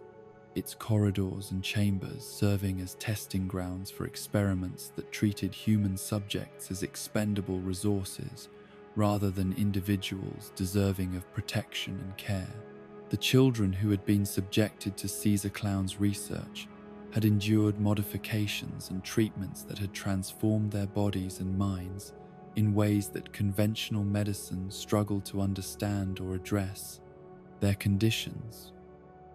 representing unique challenges that required specialized knowledge and resources that few medical facilities possessed. The gigantification treatments that had been administered to these young victims had produced physical changes that appeared impressive to observers who focused only on the increased size and apparent strength that resulted from the procedures. Yet, the underlying biological processes that enabled such dramatic growth had come at costs that became apparent only through careful, long-term observation. The accelerated development that allowed small children to achieve the stature of adults within months or years rather than decades had placed enormous strain on organ systems that had not been designed to support such rapid transformation, their hearts and lungs struggling to maintain circulation and respiration for bodies that had outgrown their original specifications. The psychological impact of watching their own bodies change in ways that they could neither control nor fully understand had created trauma that manifested in behavioral patterns and emotional responses that complicated efforts to provide appropriate care and support during their recovery. The identity confusion that resulted from inhabiting forms that no longer matched their memories of themselves had required therapeutic interventions that addressed not just physical symptoms but fundamental questions about selfhood and continuity that most children their age would never need to contemplate. The withdrawal symptoms that had emerged when the experimental drugs were removed from their systems had proven more challenging to treat than the original conditions that the substances had been designed to address. The chemical dependencies that had been created through regular administration of unknown compounds, producing reactions that medical professionals struggled to predict or manage. The combination of physical discomfort and psychological distress that characterized their detoxification process had required round-the-clock monitoring and support that stretched the resources of facilities that were already overwhelmed by the complexity of their conditions. The families who had been reunited with these children had faced the difficult task of rebuilding relationships that had been interrupted by experiences that parents could barely comprehend, their own emotional recovery, complicated by guilt over their inability to protect their offspring from harm, and uncertainty about how to provide appropriate support for needs that extended far beyond conventional child-rearing challenges. The financial burden of ongoing medical treatment had created additional stress for households that were already struggling with the emotional aftermath of separation and trauma, their resources strained by expenses that conventional insurance policies were not designed to cover. The medical professionals who had dedicated themselves to treating these victims had been forced to develop new approaches and techniques that combined established pediatric medicine with experimental procedures that addressed conditions for which no precedents existed in the literature. The collaboration between specialists from different fields had produced innovations in treatment protocols that might eventually benefit other patients who had suffered similar forms of abuse. Yet, the immediate focus remained on providing whatever relief and support was possible for children whose conditions defied easy categorization or conventional therapeutic approaches. The long-term prognosis for many of these patients remained uncertain, their futures dependent on variables that could not be predicted through existing medical knowledge or statistical analysis of comparable cases. The possibility that some effects of their treatment might prove irreversible had created difficult conversations between medical teams and families about realistic expectations and appropriate goals for rehabilitation efforts that might continue for years or decades. The resilience that children often displayed in recovering from trauma provided hope that sustained the efforts of everyone involved in their care. Yet the severity of their conditions demanded honesty about limitations that could not be overcome through determination alone. Dressrosa's transformation from paradise to nightmare under Doflamingo's rule had affected thousands of citizens whose lives had been systematically destroyed by policies and practices that treated human beings as expendable resources in service of schemes that served only the interests of their oppressor and his associates. The sugar-induced metamorphosis that had converted countless individuals into toys had created a form of slavery so complete and sophisticated that its victims had been erased not only from physical existence, but from the memories of everyone who had ever known or loved them, their suffering rendered invisible by magic that eliminated even the possibility of mourning their loss. The restoration that had followed Doflamingo's defeat had returned many of these transformed individuals to their original forms. Yet the question of whether every victim had been successfully identified and restored remained unanswered in the chaos and confusion that had marked the liberation of the kingdom. The families who had suddenly remembered relatives whose absence they had been unable to explain faced the bewildering task of reconstructing relationships that had been severed, not by death or separation, but by systematic erasure from collective consciousness, their reunion complicated by gaps in memory that could not be filled through conventional recollection. The children who had been transformed during their earliest years posed particular challenges for restoration efforts, their development having been frozen at the moment of their metamorphosis, while their families had continued aging and changing in ways that created generational gaps that extended beyond normal parent-child relationships. The psychological adjustment required for young people who had effectively experienced time travel, awakening to discover that years or decades had passed while they remained unchanged, demanded support systems that few communities possessed the resources or expertise to provide. The documentation that might have helped identify all victims had been systematically destroyed or falsified during Doflamingo's reign, his administration's records deliberately obscuring the scope and nature of the crimes that had been committed against the civilian population. The bureaucratic apparatus that had enabled such comprehensive oppression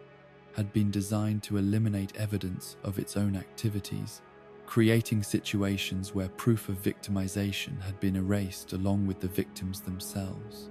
The search efforts that continued long after the initial restoration had revealed the true extent of the tragedy that had befallen Dressrosa, with new cases emerging as investigators discovered hiding places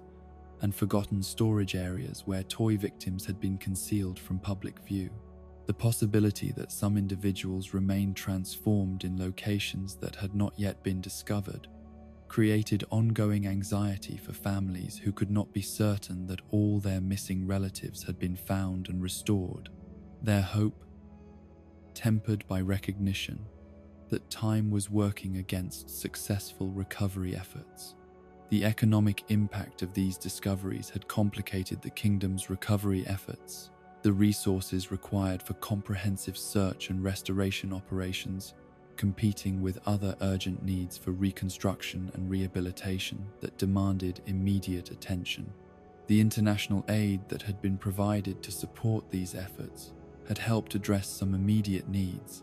yet The scale of the crisis exceeded the capacity of external assistance to provide complete solutions for problems that might persist for generations.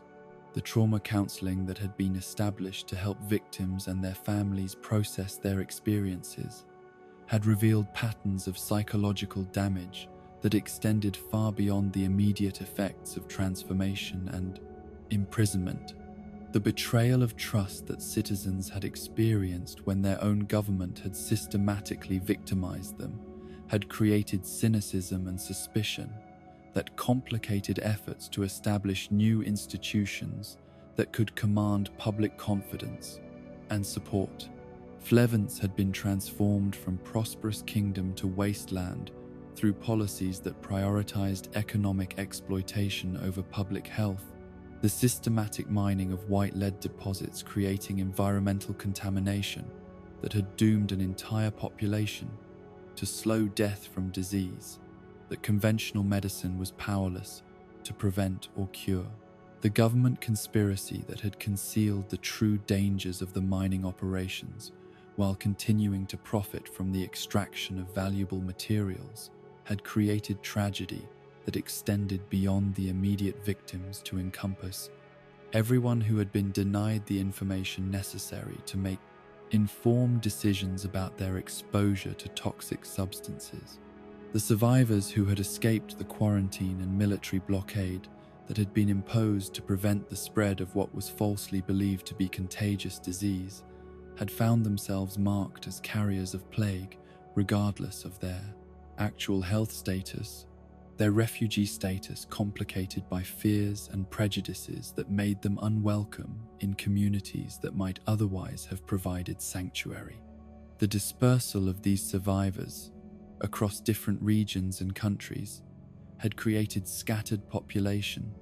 that maintained connections to their lost homeland while struggling to build new lives in environments that often viewed them with suspicion or hostility. Law's emergence as one of the most prominent of these survivors had provided hope and inspiration for others who shared his background, yet his exceptional circumstances and unique abilities had created expectations that few others could realistically hope to meet. The medical knowledge he had developed through his own experiences with the white lead disease had enabled him to help some fellow survivors, yet the resources and specialized training required for such treatment remained beyond the reach of most victims who lacked access to comparable expertise or facilities. The children who had been born to Flevents survivors in their new homes carried genetic heritage that connected them to tragedy they had never directly experienced. Yet their parents' trauma and the ongoing stigma associated with their ancestry had shaped their upbringing in ways that affected their opportunities and relationships throughout their lives. The stories passed down through families had preserved memories of a kingdom and culture that had been effectively erased from official histories, their oral traditions, serving as repository for knowledge and values that might otherwise have been lost entirely. The medical research that had emerged from studying the white lead disease had contributed to understanding of environmental toxicity and occupational health hazards that had potential to prevent similar tragedies in other locations where industrial activities posed risks to public health. The protocols that had been developed for treating victims had applications that extended beyond the specific circumstances of Flevents to encompass broader categories of environmental illness that were becoming increasingly common as PUM. Industrial development proceeded without adequate consideration of long-term consequences. The legal precedents that had been established through efforts to seek justice and compensation for the victims had created frameworks that could be applied to other cases of government negligence and corporate malfeasance. Yet the practical difficulties of pursuing such claims across international boundaries and against powerful interests had limited the effectiveness of these mechanisms in providing meaningful relief for those who had suffered harm. The international awareness that had eventually developed regarding the true circumstances of Flevence's destruction had influenced policy discussions about environmental protection and public health monitoring, yet the implementation of improved safeguards had proceeded slowly and unevenly across different jurisdictions and regulatory systems. The gap between recognition of problems and effective action to address them had meant that similar tragedies continued to occur in locations where economic interests outweighed health and safety considerations. Sanji's complex relationship with his Germa siblings had been shaped by childhood experiences that had involved systematic abuse and dehumanization, designed to eliminate emotional responses and moral considerations that might interfere with their effectiveness as weapons of war. The modifications that had been imposed on Reiju, Ichiji, Niji, and Yonji had succeeded in enhancing their physical capabilities while suppressing psychological development that their father had deemed counterproductive to their intended functions as instruments of conquest and control. The isolation that had characterized their upbringing had prevented them from developing normal social relationships or emotional attachments that might have provided alternative perspectives on their roles and purposes. Their interactions limited to training exercises and mission briefings that reinforced their identities as soldiers rather than individuals with independent thoughts and desires. The conditioning they had received had been designed to make questioning orders or expressing personal preferences literally unthinkable, their consciousness structured around acceptance of external direction and evaluation of success through narrow metrics of combat effectiveness. The encounter with Sanji during the wedding crisis had exposed them to someone who shared their genetic heritage while embodying completely different values and priorities, his example challenging assumptions that they had never been permitted to examine or question. The emotional responses he displayed and the relationships he maintained with his crew members had demonstrated possibilities for human connection and personal fulfillment that existed outside the rigid hierarchies and utilitarian calculations that had defined their previous understanding of how people should relate to each other. The gradual awakening of suppressed emotions and independent thought processes that had begun during their exposure to Sanji's influence had created internal conflicts between their programmed responses and emerging awareness of alternatives that their conditioning had never addressed. The confusion and discomfort that resulted from these competing impulses had required them to develop coping mechanisms and decision-making frameworks that drew on resources they had never been taught to access or trust. The possibility of escape from their father's control and the expectations that had been imposed on them from birth had created opportunities that they were poorly equipped to evaluate or pursue, their limited experience with independent choice, leaving them uncertain about what kind of lives they might want to create for themselves if given the freedom to make such decisions.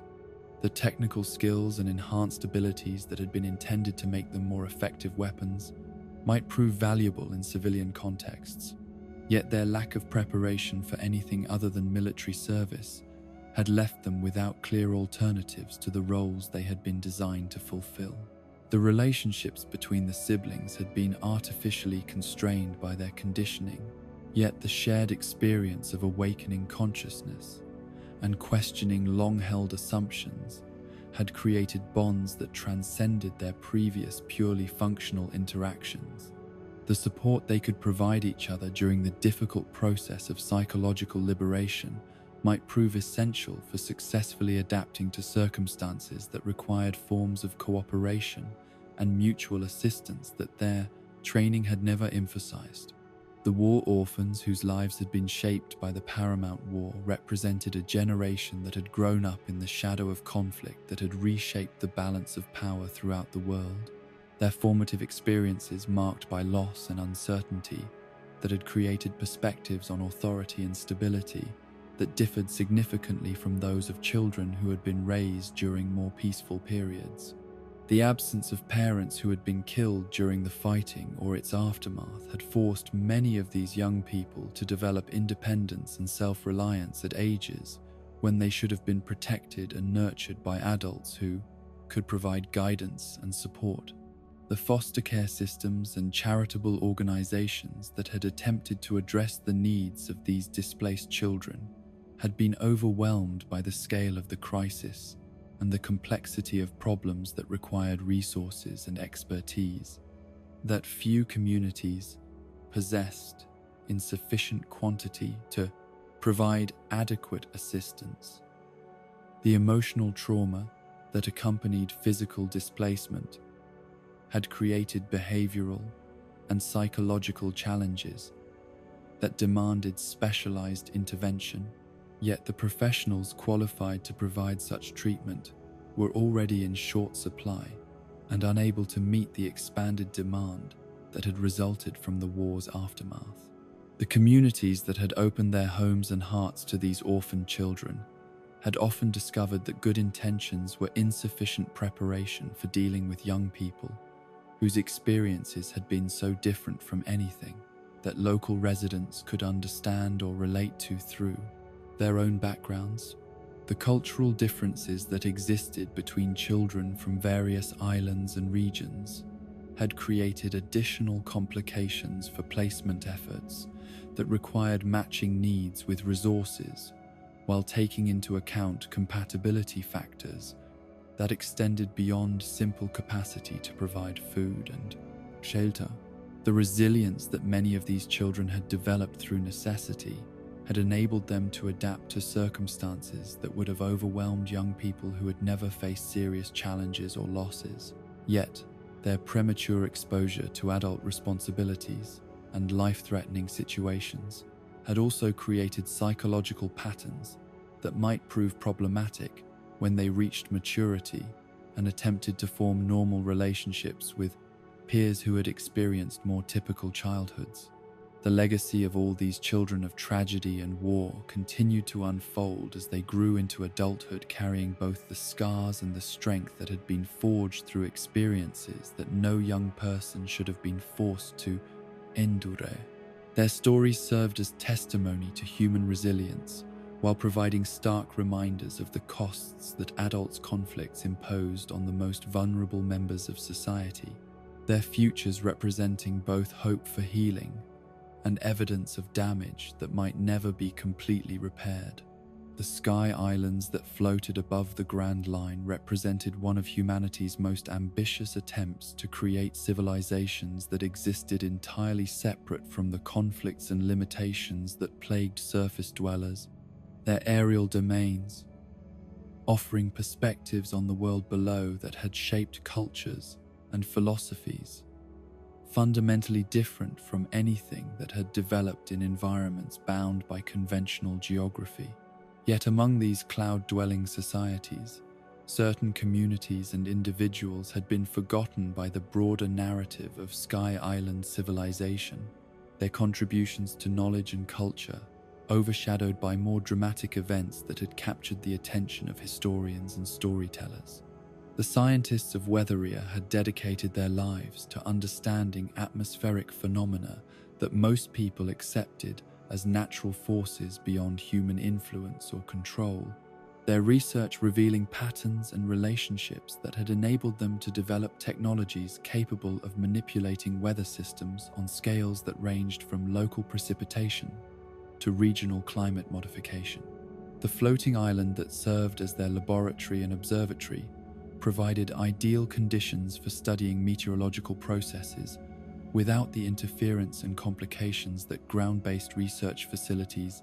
inevitably encountered when attempting to collect data about events occurring thousands of feet above their instruments. Paredes and his colleagues had accumulated centuries of observational data that documented weather patterns, seasonal variations, and long-term climate trends across vast expanses of ocean and land, their records providing unprecedented insights into the complex interactions between atmospheric, oceanic, and terrestrial systems that determined conditions throughout the Grand Line and beyond. The instruments they had developed for measuring temperature, pressure, humidity, and wind velocity had achieved levels of precision that exceeded anything available to conventional meteorologists, their specialized equipment designed specifically for the unique requirements of aerial research platforms. The techniques they had perfected for cloud manipulation and precipitation control represented practical applications of theoretical knowledge that had required generations of experimentation and refinement to achieve reliable results. Their methods, combining scientific understanding with intuitive appreciation for natural processes that could not be reduced to simple mathematical formulas or mechanical procedures. The artificial weather systems they could create served purposes that extended beyond mere demonstration of their capabilities to encompass genuine assistance for agricultural communities that faced droughts, storms, or other climatic challenges that threatened their survival and prosperity. The education that Nami had received during her time on Weatheria had introduced her to concepts and methods that had revolutionized her understanding of navigation and weather prediction, her training encompassing both theoretical knowledge and practical skills that had made her one of the most capable navigators sailing the Grand Line. The Klimatact improvements that had resulted from her studies had transformed her fighting style while enhancing her ability to provide tactical support for her crew members during battles that required precise coordination and Bayesian environmental manipulation. The relationship between the Weatheria scientists and various government agencies remained deliberately ambiguous, their research potentially valuable for military applications, while their island's mobility and independence made them difficult to control or regulate through conventional administrative mechanisms. The knowledge they possessed about weather modification could have provided significant advantages for naval operations or agricultural development, yet their apparent reluctance to become involved in political conflicts had limited their interactions with organizations that might have sought to exploit their expertise for partisan purposes. The long-term implications of their research extended far beyond immediate practical applications to encompass fundamental questions about humanity's relationship with natural forces and the ethical considerations that arose when technological capabilities enabled intervention in processes that had previously been considered beyond human influence. The power to control weather patterns carried responsibilities that the scientists had been forced to contemplate as their abilities had grown more sophisticated and their potential impact on global climate systems had become increasingly apparent. The training programs that they had established for selected students had created a network of weather specialists scattered throughout the world, their graduates carrying forward both technical knowledge and ethical frameworks that emphasized responsible use of capabilities that could affect entire populations through modifications to environmental conditions. The selection criteria that determined who would be permitted to study their methods reflected understanding that such powerful techniques required not just intellectual capacity, but moral maturity and commitment to principles that prioritized collective welfare over individual advantage. The archives that documented their research contained information that could have revolutionized understanding of climate science and atmospheric physics. Yet their policy of limiting access to outsiders had prevented most of this knowledge from reaching the broader scientific community, where it might have contributed to advances in multiple fields of study. The balance they maintained between scientific progress and security considerations reflected awareness that their discoveries could be misused by individuals or organizations that lacked appropriate appreciation for the consequences of large-scale weather modification. The Shandian elders, who had preserved their people's traditions throughout centuries of conflict and displacement, had maintained oral histories that contained detailed accounts of their ancestors' relationships with explorers, scientists, and adventurers whose visits had provided glimpses of the wider world beyond their Sky Island home. The stories passed down through generations had preserved not just factual information about historical events, but cultural wisdom about how to interact with outsiders while maintaining the integrity of their own social structures and Pachi value systems. The knowledge that these elder guardians possessed about ancient technologies and forgotten civilizations had been accumulated through careful preservation of artifacts and documents that had survived from earlier periods when their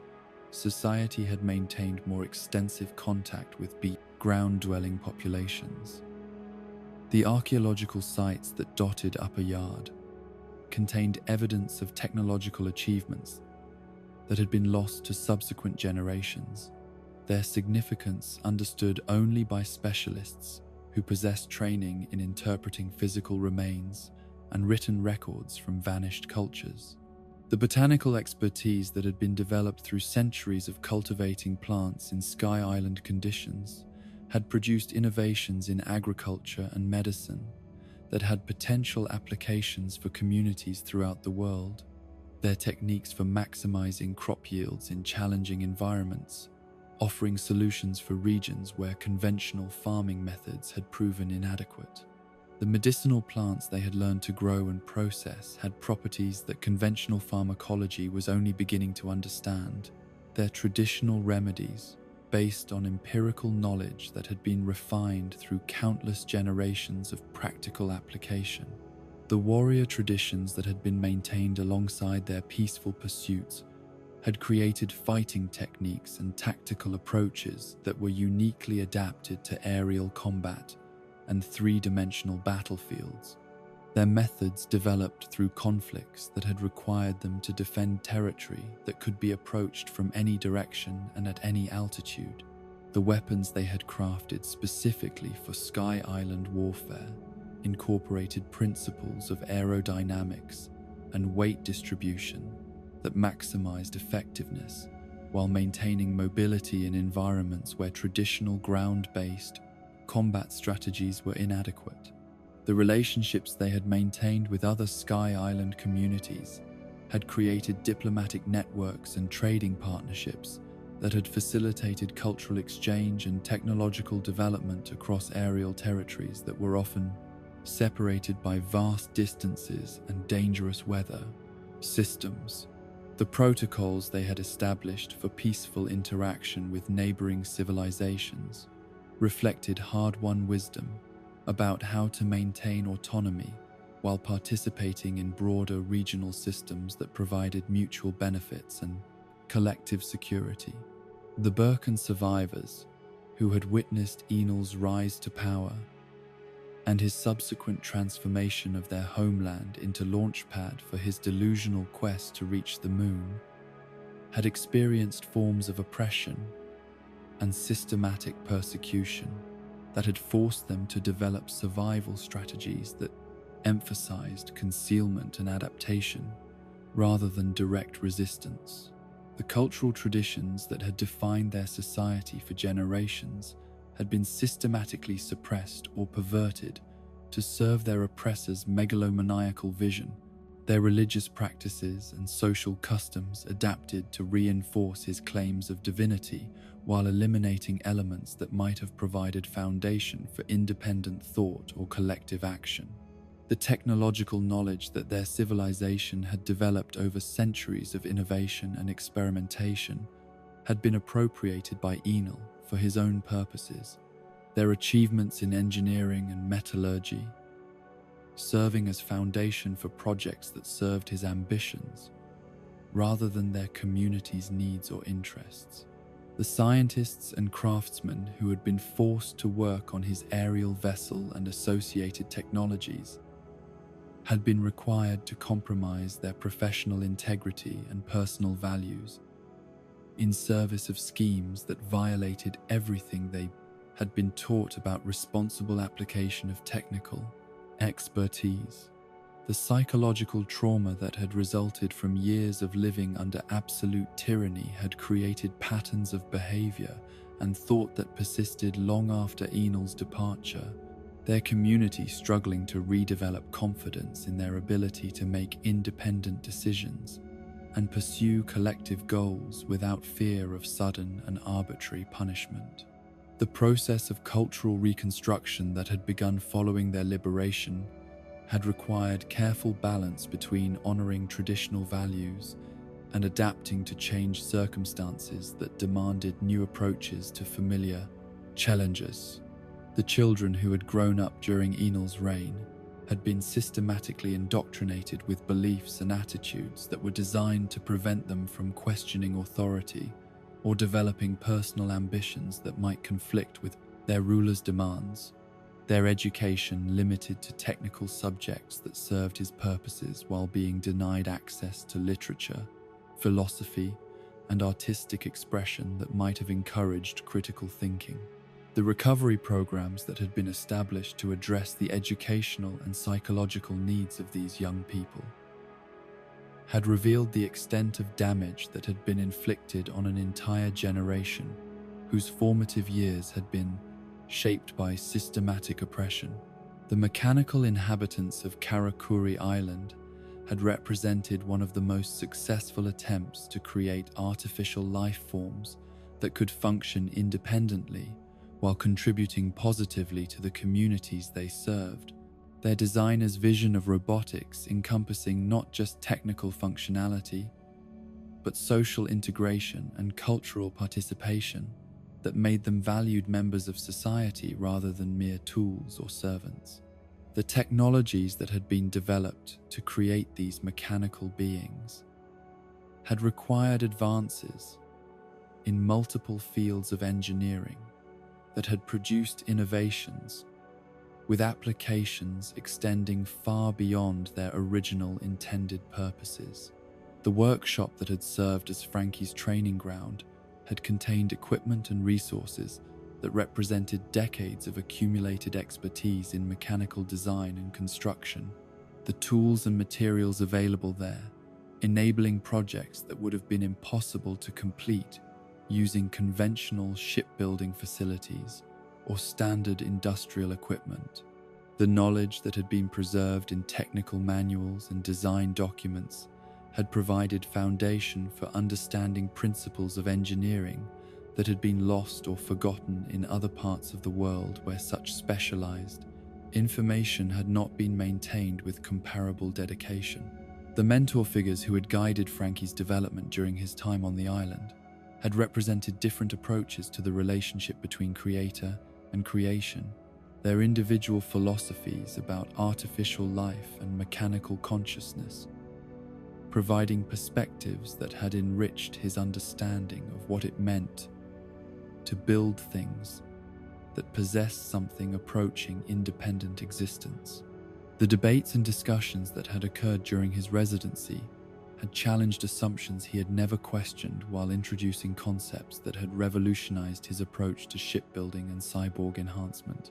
The community that had developed around these mechanical inhabitants had created social structures and cultural practices that accommodated beings whose needs and capabilities differed significantly from those of purely biological entities, their society demonstrating possibilities for cooperation and mutual understanding between different forms of consciousness and existence. The festivals and celebrations that included both human and mechanical participants had developed traditions that honored the contributions of all community members while respecting the unique characteristics that each brought to their collective life. The research facilities that continued operating on the island had maintained programs dedicated to advancing understanding of artificial intelligence and mechanical consciousness, their work building upon foundations that had been established by previous generations of scientists and engineers, who had pursued questions about the nature of life and awareness that extended beyond conventional biological definitions. The ethical frameworks that guided their research reflected careful consideration of responsibilities that arose when creating beings capable of thought and feeling. Their protocols designed to ensure that such work served beneficial purposes, rather than merely satisfying scientific curiosity. The ancient mechanical beings, who maintained their eternal vigil on the moon,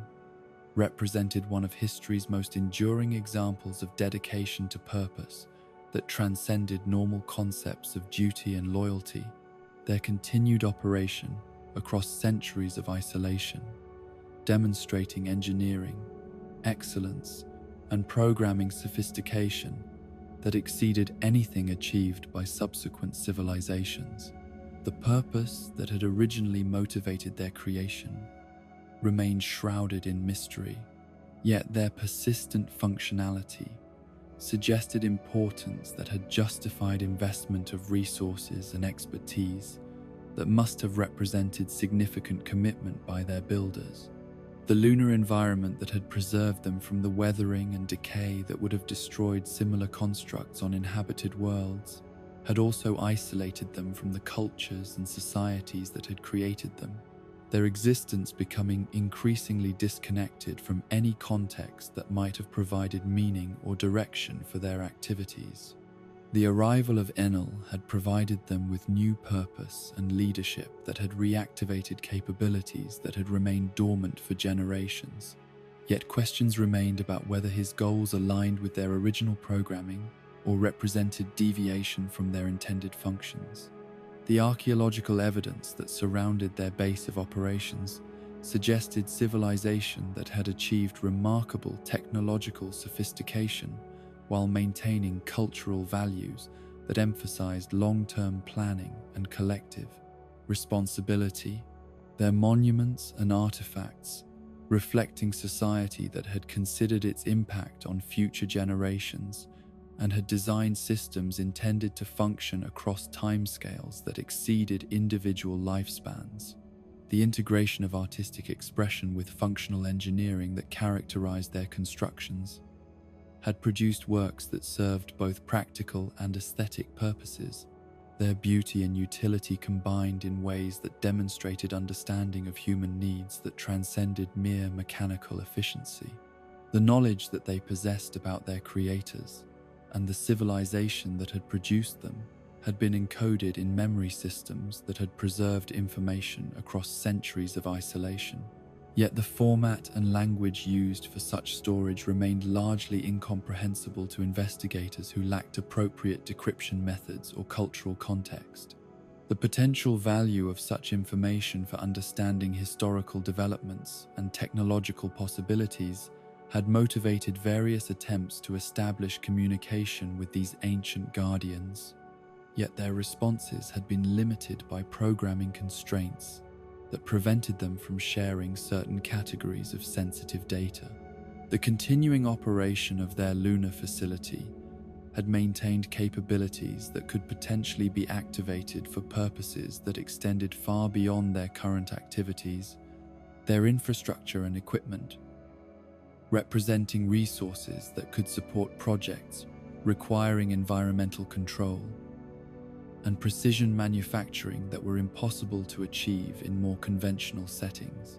The question of whether such resources should remain unused or be adapted for contemporary purposes had created ethical dilemmas about the rights of ancient cultures and the responsibilities of current civilizations to respect the intentions of previous generations whose work had survived long after their societies had vanished. The legacy of all these sky-dwelling civilizations continued to influence development of technologies and cultural practices that had shaped understanding of what was possible when human creativity was freed from conventional limitations and environmental constraints. The knowledge they had accumulated about atmospheric science, mechanical engineering, and social organization had provided foundations for advances that had benefited communities throughout the world. Their contributions to human progress, often unrecognized by those who had inherited the benefits of their innovations and discoveries. The criminal underworld that operated beneath the surface of legitimate society had created its own hierarchies and power structures that mirrored the official systems of government and commerce, while serving purposes that could never be openly acknowledged or legally sanctioned. The brokers, dealers, and middlemen who facilitated transactions between parties that preferred to remain anonymous had built networks of trust and mutual obligation that functioned according to rules that were enforced through methods that conventional law enforcement could neither predict nor prevent through normal, investigative procedures. The auction houses, slave markets, and trading posts that had provided venues for commerce in human misery had represented the most visible and morally reprehensible aspects of this shadow economy. Yet their operations had depended on extensive support systems that included transport networks, financial institutions, and security services that had enabled such activities to continue despite official prohibition and international condemnation. The destruction of individual facilities, or the arrest of prominent figures, had inevitably led to reorganization and adaptation rather than elimination. The demand for forbidden goods and services creating opportunities that attracted new entrepreneurs regardless of legal risks or moral considerations. Disco's precipitous fall from his position as owner and operator of the human auction house on Sabaody Archipelago had represented more than mere business failure or criminal prosecution. It had marked the complete collapse of a man whose entire identity had been built around the wealth and status that came from trafficking in human suffering. The empire he had constructed through decades of careful relationship building and strategic positioning had been destroyed in a single day by forces he had never anticipated and could not control, leaving him with nothing but memories of power that had proven to be far more fragile than he had ever imagined. The alcoholism that had consumed him in the aftermath of his disgrace had provided temporary escape from the reality of his circumstances, while simultaneously ensuring that his downfall would be complete and irreversible. His dependence on substances that impaired his judgment and destroyed his health, making it impossible for him to adapt to changed circumstances or develop new sources of income and purpose. The bottle had become both refuge and prison, offering momentary relief from psychological pain while trapping him in cycles of self-destruction that eliminated any possibility of recovery or redemption. The wanted posters that he obsessively stabbed in his drunken rampages through the lawless areas of Sabaody had become symbols of everything he held responsible for his destruction. The faces of pirates and revolutionaries, serving as targets for rage that he could not effectively direct toward the actual sources of his problems. The futile violence he directed toward these paper images provided outlet for emotions that he was unable to process in healthier ways. His attacks on inanimate objects representing desperate attempt to regain some sense of agency and control in life that had spiraled completely beyond his influence. The homeless existence that had become his daily reality stood in stark contrast to the luxury and privilege he had once enjoyed, his current circumstances serving as constant reminder of how far he had fallen and how little remained of everything he had once considered permanent and secure. The streets that he now wandered as outcast had once been territory where his word carried weight and his presence commanded respect. Their transformation from domain of his influence into landscape of his exile, highlighting the completeness of his reversal of fortune. The other inhabitants of Sabaudy's criminal underworld who encountered him during his wanderings viewed him with mixture of pity and contempt, their reactions reflecting understanding that his fate could easily become their own if circumstances turned against them with sufficient force and persistence. The lessons that his example provided about the fragility of criminal enterprises and the ultimate powerlessness of individuals who built their lives around activities that existed outside legal protection had created sobering awareness. Among people who had previously considered themselves immune to such dramatic reversals, the underground networks that had once funneled information and resources through his establishment had been forced to find alternative channels and methods, their adaptation to his absence, demonstrating both the resilience of criminal systems and the replaceability of individuals who had considered themselves indispensable to operations that continued functioning regardless of personnel changes. The new arrangements that had emerged in the wake of his removal had often proven more efficient and secure than the previous systems, their improvements highlighting weaknesses and vulnerabilities that his management had inadvertently created through overconfidence and complacency. Dufeld's survival of the chaos that had erupted during Big Mom's Tea Party had marked him as one of the few underworld brokers whose luck and judgment had proven sufficient to navigate the dangers that had claimed many of his proven colleagues. His ability to recognize and respond to threats, allowing him to escape situations that had proven fatal for less perceptive operators. The Loan Shark King's expertise in evaluating risk and calculating odds had served him well in environments where miscalculations typically resulted in death rather than mere financial loss. His survival instincts honed through decades of operating in markets where violence was always a viable option for debt collection and contract enforcement. The network of financial relationships that he had built throughout the criminal underworld had survived the disruption caused by Big Mom's rampage, his clients and associates recognizing that his continued operation was essential for maintaining the flow of capital that enabled their own activities to continue functioning despite periodic interruptions caused by law enforcement actions or territorial disputes between rival organizations. The trust that he had earned through consistent performance and reliable service had created loyalty that transcended temporary setbacks or environmental changes that might have destroyed less established operations. The interest rates that he charged for his lending services reflected both the high risks associated with dealing with clients whose collateral typically consisted of stolen goods or illegal enterprises, and the limited competition that existed in markets where conventional financial institutions refused to operate.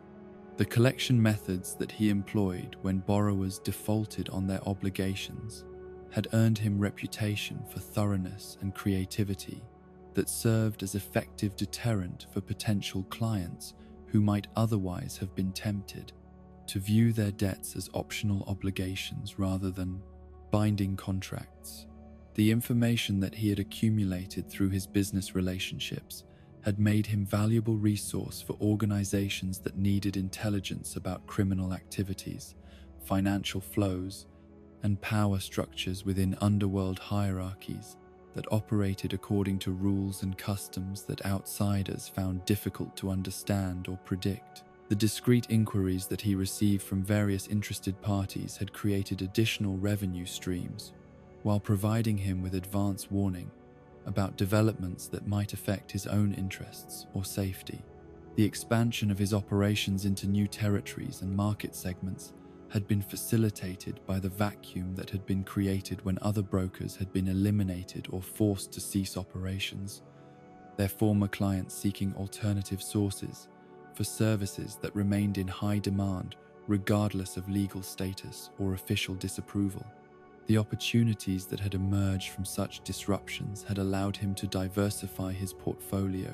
and reduce his dependence on any single source of income, his business model evolving to accommodate changing conditions while maintaining the core competencies that had enabled his original success. The numbers who had been created through Kaido's experiments in artificial giant production had represented ambitious attempt to combine the raw physical power of ancient races with the loyalty and controllability that characterized artificial life forms. their existence serving multiple purposes that ranged from military applications to psychological warfare against enemies who might be intimidated by opponents whose size and strength exceeded normal human limitations. The process by which ordinary individuals had been transformed into these oversized warriors remained largely mysterious. The techniques involved apparently combining elements of surgical modification, chemical enhancement, and technological augmentation that had produced results that exceeded the sum of their individual components. The volunteers who had submitted themselves to these experimental procedures had presumably been motivated by desire for power and status that outweighed their concerns about the risks and uncertainties associated with untested medical interventions. Their willingness to undergo such radical transformation, reflecting desperation or ambition that made potential benefits seem worth any conceivable costs. The screening process that had determined their suitability for modification had apparently emphasized physical resilience and psychological stability rather than intelligence or specialized skills. The criteria suggesting that the procedures were expected to be traumatic enough to break weaker candidates. The success rate of these transformations had apparently been low enough to classify the entire project as series of experimental trials rather than established procedure, the failed subjects presumably serving as sources of data that had informed improvements to techniques and protocols that had been refined through successive iterations. The disposal of unsuccessful candidates had created logistical challenges that had been addressed through methods that remained classified, their fate serving as reminder of the expendable nature of participants in research programs that prioritized results over individual welfare. The cognitive abilities that had been retained or enhanced through the transformation process had varied significantly among successful subjects, some maintaining essentially normal mental function, while others had experienced various degrees of impairment that had affected their capacity for complex reasoning and independent decision-making. The range of outcomes had created hierarchy within the numbers that reflected both their relative capabilities and their assigned roles within Kaido's organization, their positions determined by demonstrated effectiveness rather than seniority or personal relationships. The loyalty that they displayed toward their creator and commander had appeared genuine rather than merely programmed or coerced. Their dedication, suggesting that the transformation process had included psychological modifications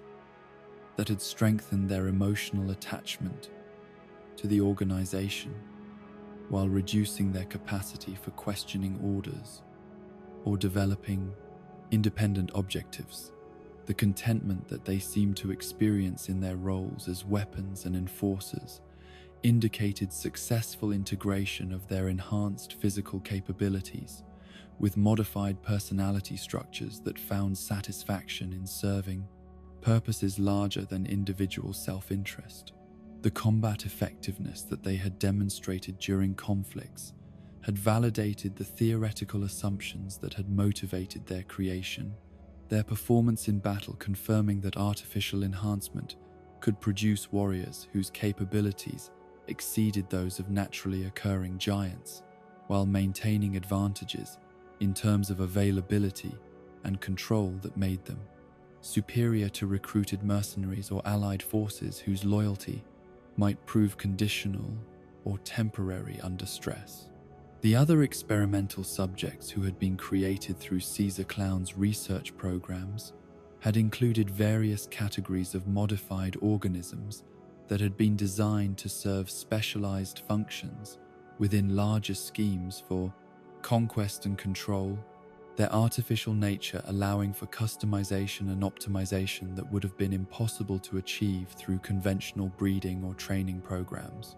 The laboratory facilities that had supported such work had required resources and expertise that exceeded what most criminal organizations could afford or acquire, the scale of investment suggesting institutional support that had extended far beyond individual criminal enterprises. The ethical considerations that had been completely ignored during these research programs had encompassed fundamental questions about the rights of experimental subjects and the moral responsibilities of scientists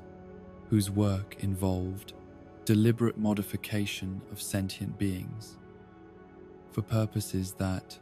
served only the interests of their employers rather than the welfare of the subjects themselves. The systematic dehumanization that had characterized these projects had reflected philosophical frameworks that reduced living beings to raw materials for engineering applications, their consciousness and suffering dismissed as irrelevant complications that interfered with technical objectives. The disposal methods that had been employed for failed experiments and unwanted byproducts had created environmental hazards and public health risks that had extended far beyond the immediate vicinity of research facilities. The contamination resulting from improper waste management affecting ecosystems and communities that had never consented to exposure to unknown toxins and mutagens. The long-term consequences of such environmental damage remained largely unknown. The complexity of interactions between artificial organisms and natural systems, making it impossible to predict or prevent problems that might emerge years or decades after the original contamination had occurred. The slavery networks that had continued operating despite the destruction of prominent auction houses and the increased attention from international law enforcement had adapted their methods and structures to accommodate enhanced security measures while maintaining the profitability that made such risks acceptable to organizations whose members valued profit over any moral considerations. The decentralized approaches that had replaced centralized markets had made these operations more difficult to detect and disrupt, their distributed nature requiring coordinated international efforts that were complicated by jurisdictional boundaries and competing political interests. The recruitment methods that these organizations had developed had focused increasingly on victims who would not be missed by families or communities that possessed resources and connections necessary to initiate effective search efforts, their selection criteria prioritizing individuals whose disappearance would generate minimal investigation or public attention.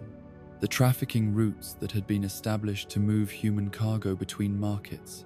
had been designed to minimize exposure to law enforcement while maximizing efficiency and profitability, their logistics reflecting sophisticated understanding of maritime and terrestrial transportation systems. The buyers who continued to create demand for enslaved individuals had included both traditional customers who sought domestic servants or manual laborers, and newer markets that had emerged as various conflicts and economic disruptions had created opportunities for exploitation that had not previously existed. The documentation and legal frameworks that had been developed to legitimize ownership and transfer of human property had evolved to avoid detection by authorities while providing sufficient bureaucratic cover to enable transactions that appeared legal to casual observation. The resistance networks that had emerged to combat these criminal enterprises had included both official law enforcement agencies and unofficial organizations that operated according to different rules and methods.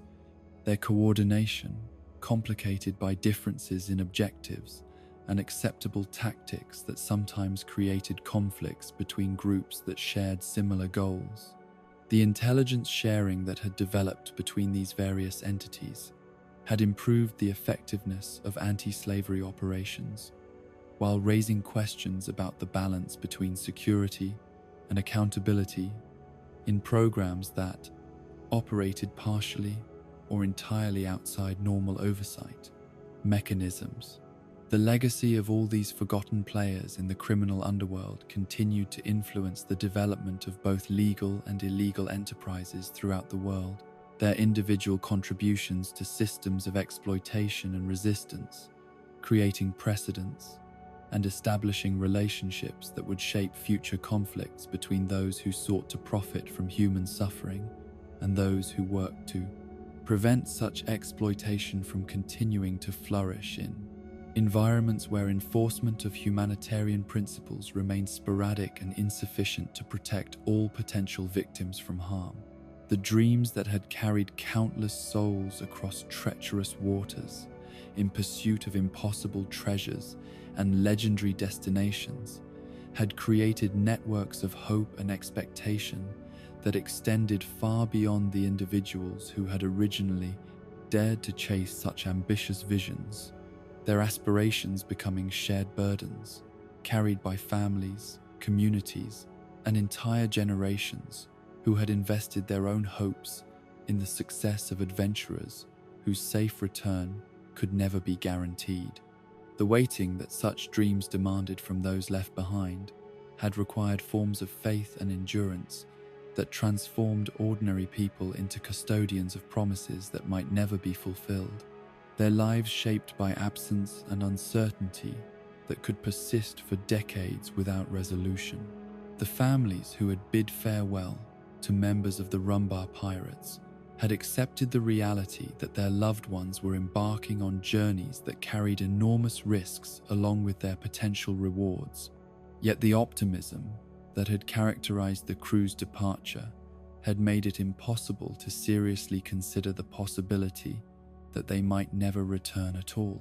The songs they had sung as their ship disappeared beyond the horizon had carried messages of love and encouragement that were meant to sustain both the travelers and those they left behind through whatever trials and separations lay ahead, their melodies becoming part of collective memory that preserved connections across distances that conventional communication could not bridge. The years that had passed without word from the expedition had gradually transformed hope into concern and eventually into grief that could find no proper expression through conventional mourning rituals designed for deaths that had been witnessed and confirmed. The absence of bodies or definitive news about their fate had created psychological limbo that prevented closure, while sustaining possibilities that rationality suggested were increasingly unlikely with each passing season. The anniversaries of their departure had become occasions for remembrance that combined celebration of their courage with acknowledgement of the fear that they would never return to share the stories of whatever wonders they had discovered. The children who had been born after their departure had grown up hearing stories about relatives they would never meet,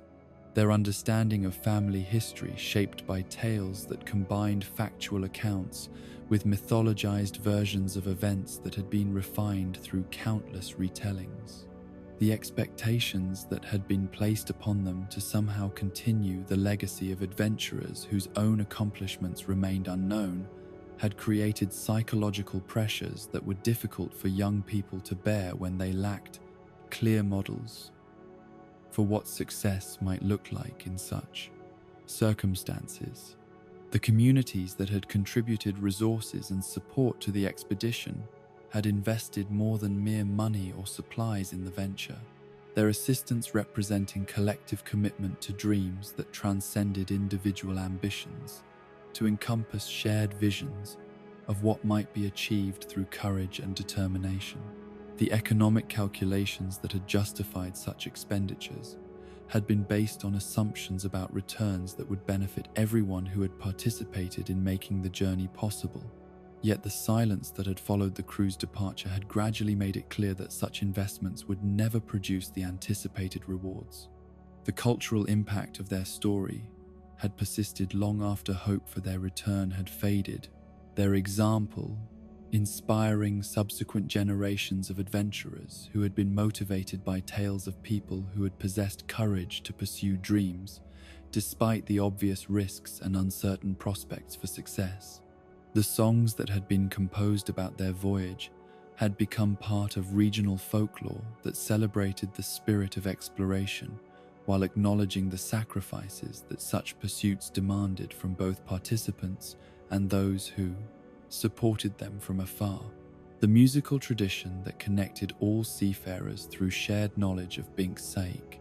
had created cultural bridge that transcended the boundaries between different crews, nations, and even the divide between legal and illegal maritime activities.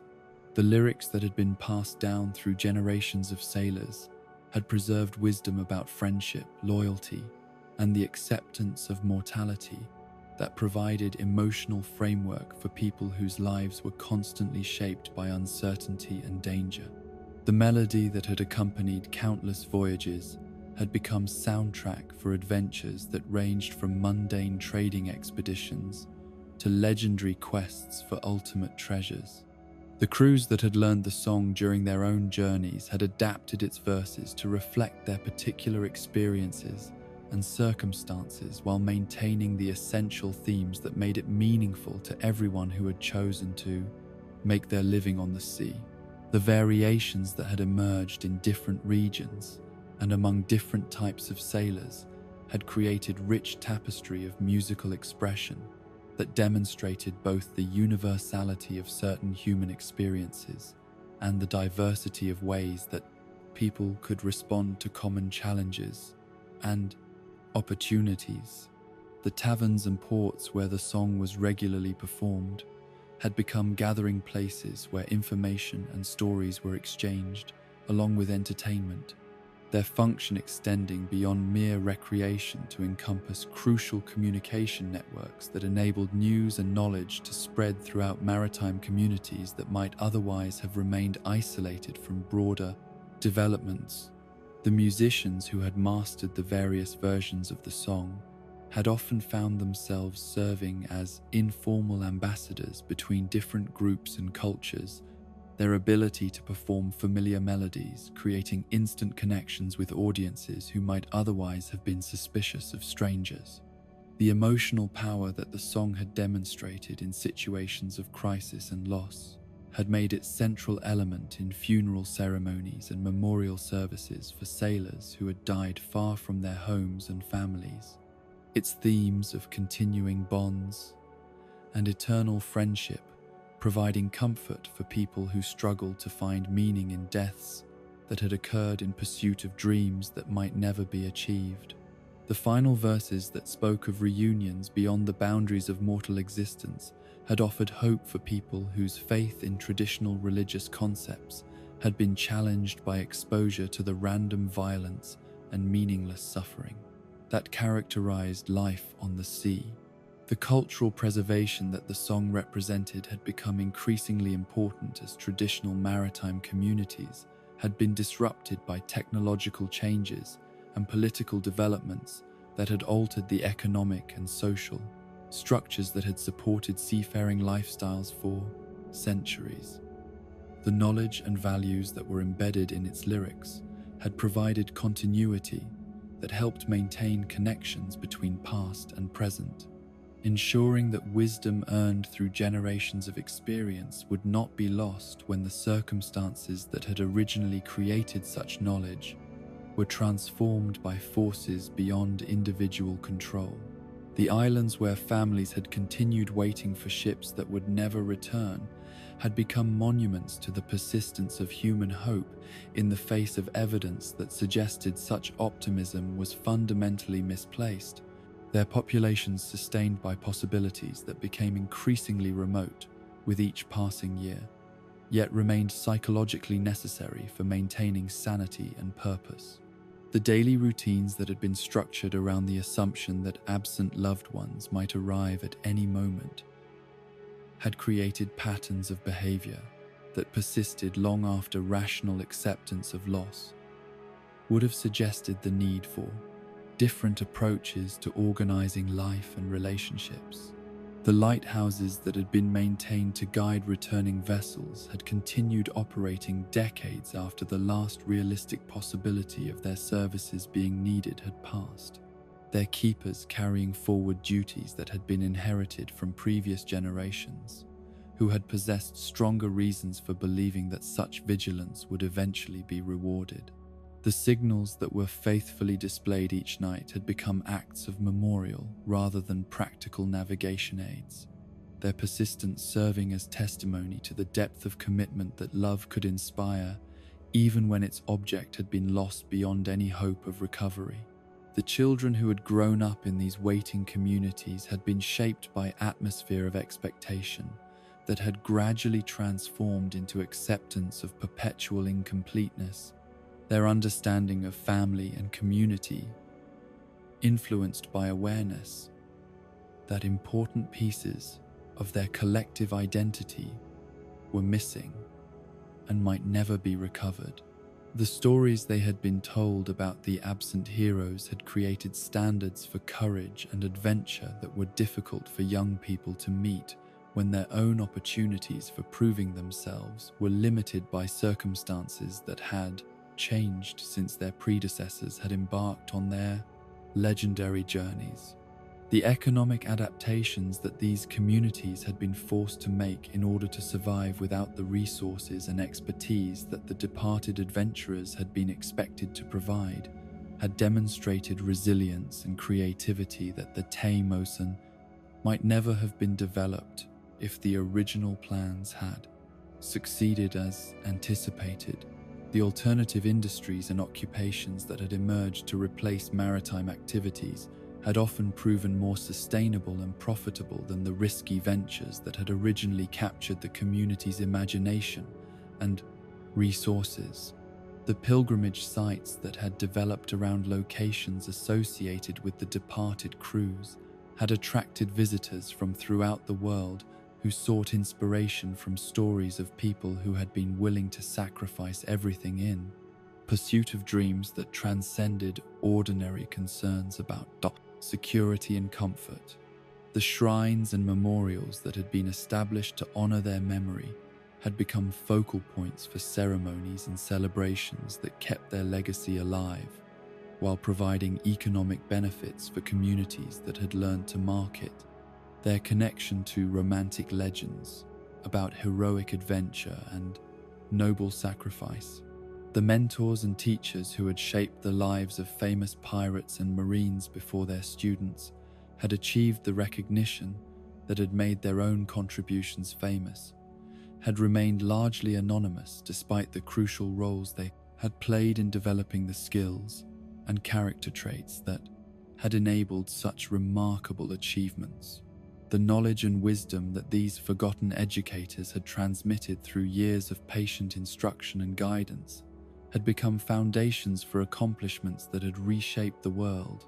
yet their names and stories had been overshadowed by the fame of those who had built upon their teachings. The dojos and training facilities, where future legends had learned the fundamentals of combat and navigation, had been staffed by instructors whose own adventures and achievements had been significant enough to qualify them for teaching roles,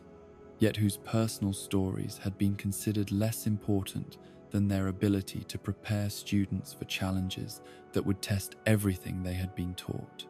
The techniques and philosophies that had been passed down through generations of teachers had evolved and adapted to meet changing circumstances while preserving essential principles that had proven effective across centuries of practical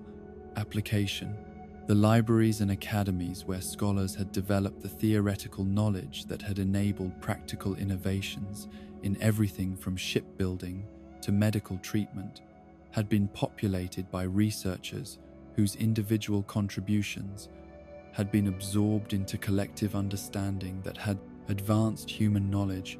while erasing evidence of who had been responsible for specific discoveries and insights.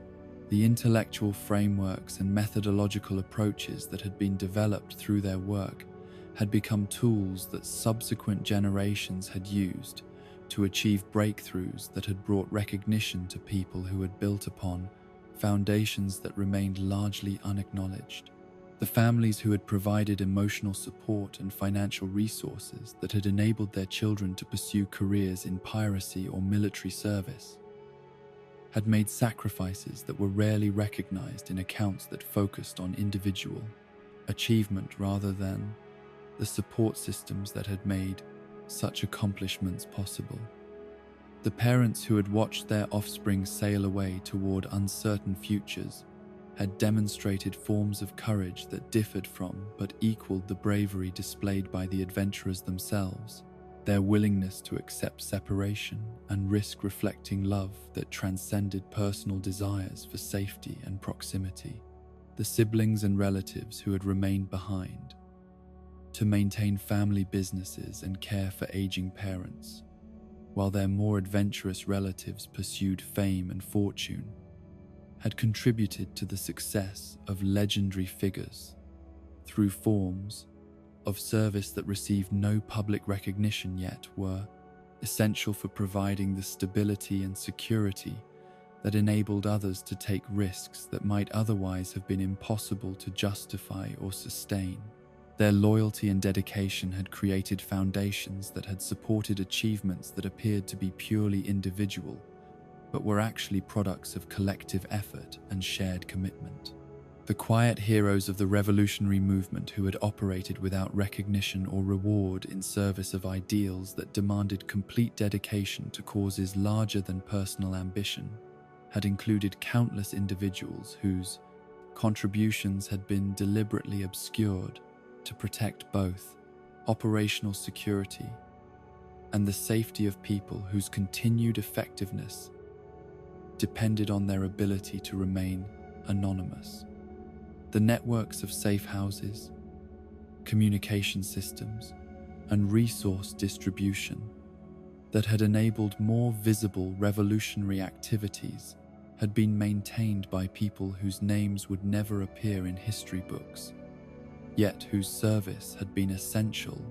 for achieving changes that had benefited millions. The intelligence operatives who had gathered information and identified targets for revolutionary action had risked their lives daily while operating under cover identities that prevented them from receiving credit for accomplishments that had required courage and skill equal to any military action. The documents they had stolen, the secrets they had revealed, and the corruption they had exposed had provided foundations for operations that had brought recognition to field commanders and political leaders whose success had depended entirely on information that had been obtained through methods that could never be publicly acknowledged. The financial supporters who had provided resources for revolutionary activities had often sacrificed personal wealth and security to fund operations whose success would benefit society as a whole, rather than providing direct returns on their investments. The businesses they had established or inherited had been transformed into sources of support for activities that carried enormous risks while offering no guarantees of success, their commitment to change reflecting values that prioritized collective welfare over individual prosperity. The propagandists and communicators who had spread revolutionary messages and recruited new supporters had operated in environments where their activities could result in imprisonment or death if discovered by authorities who viewed any challenge to established power as treason deserving the harshest possible punishment. The newspapers, pamphlets, and speeches they had produced had shaped public opinion and inspired action that had contributed to movements whose eventual success had been built upon foundations of information and persuasion that had required years of dangerous and often thankless work.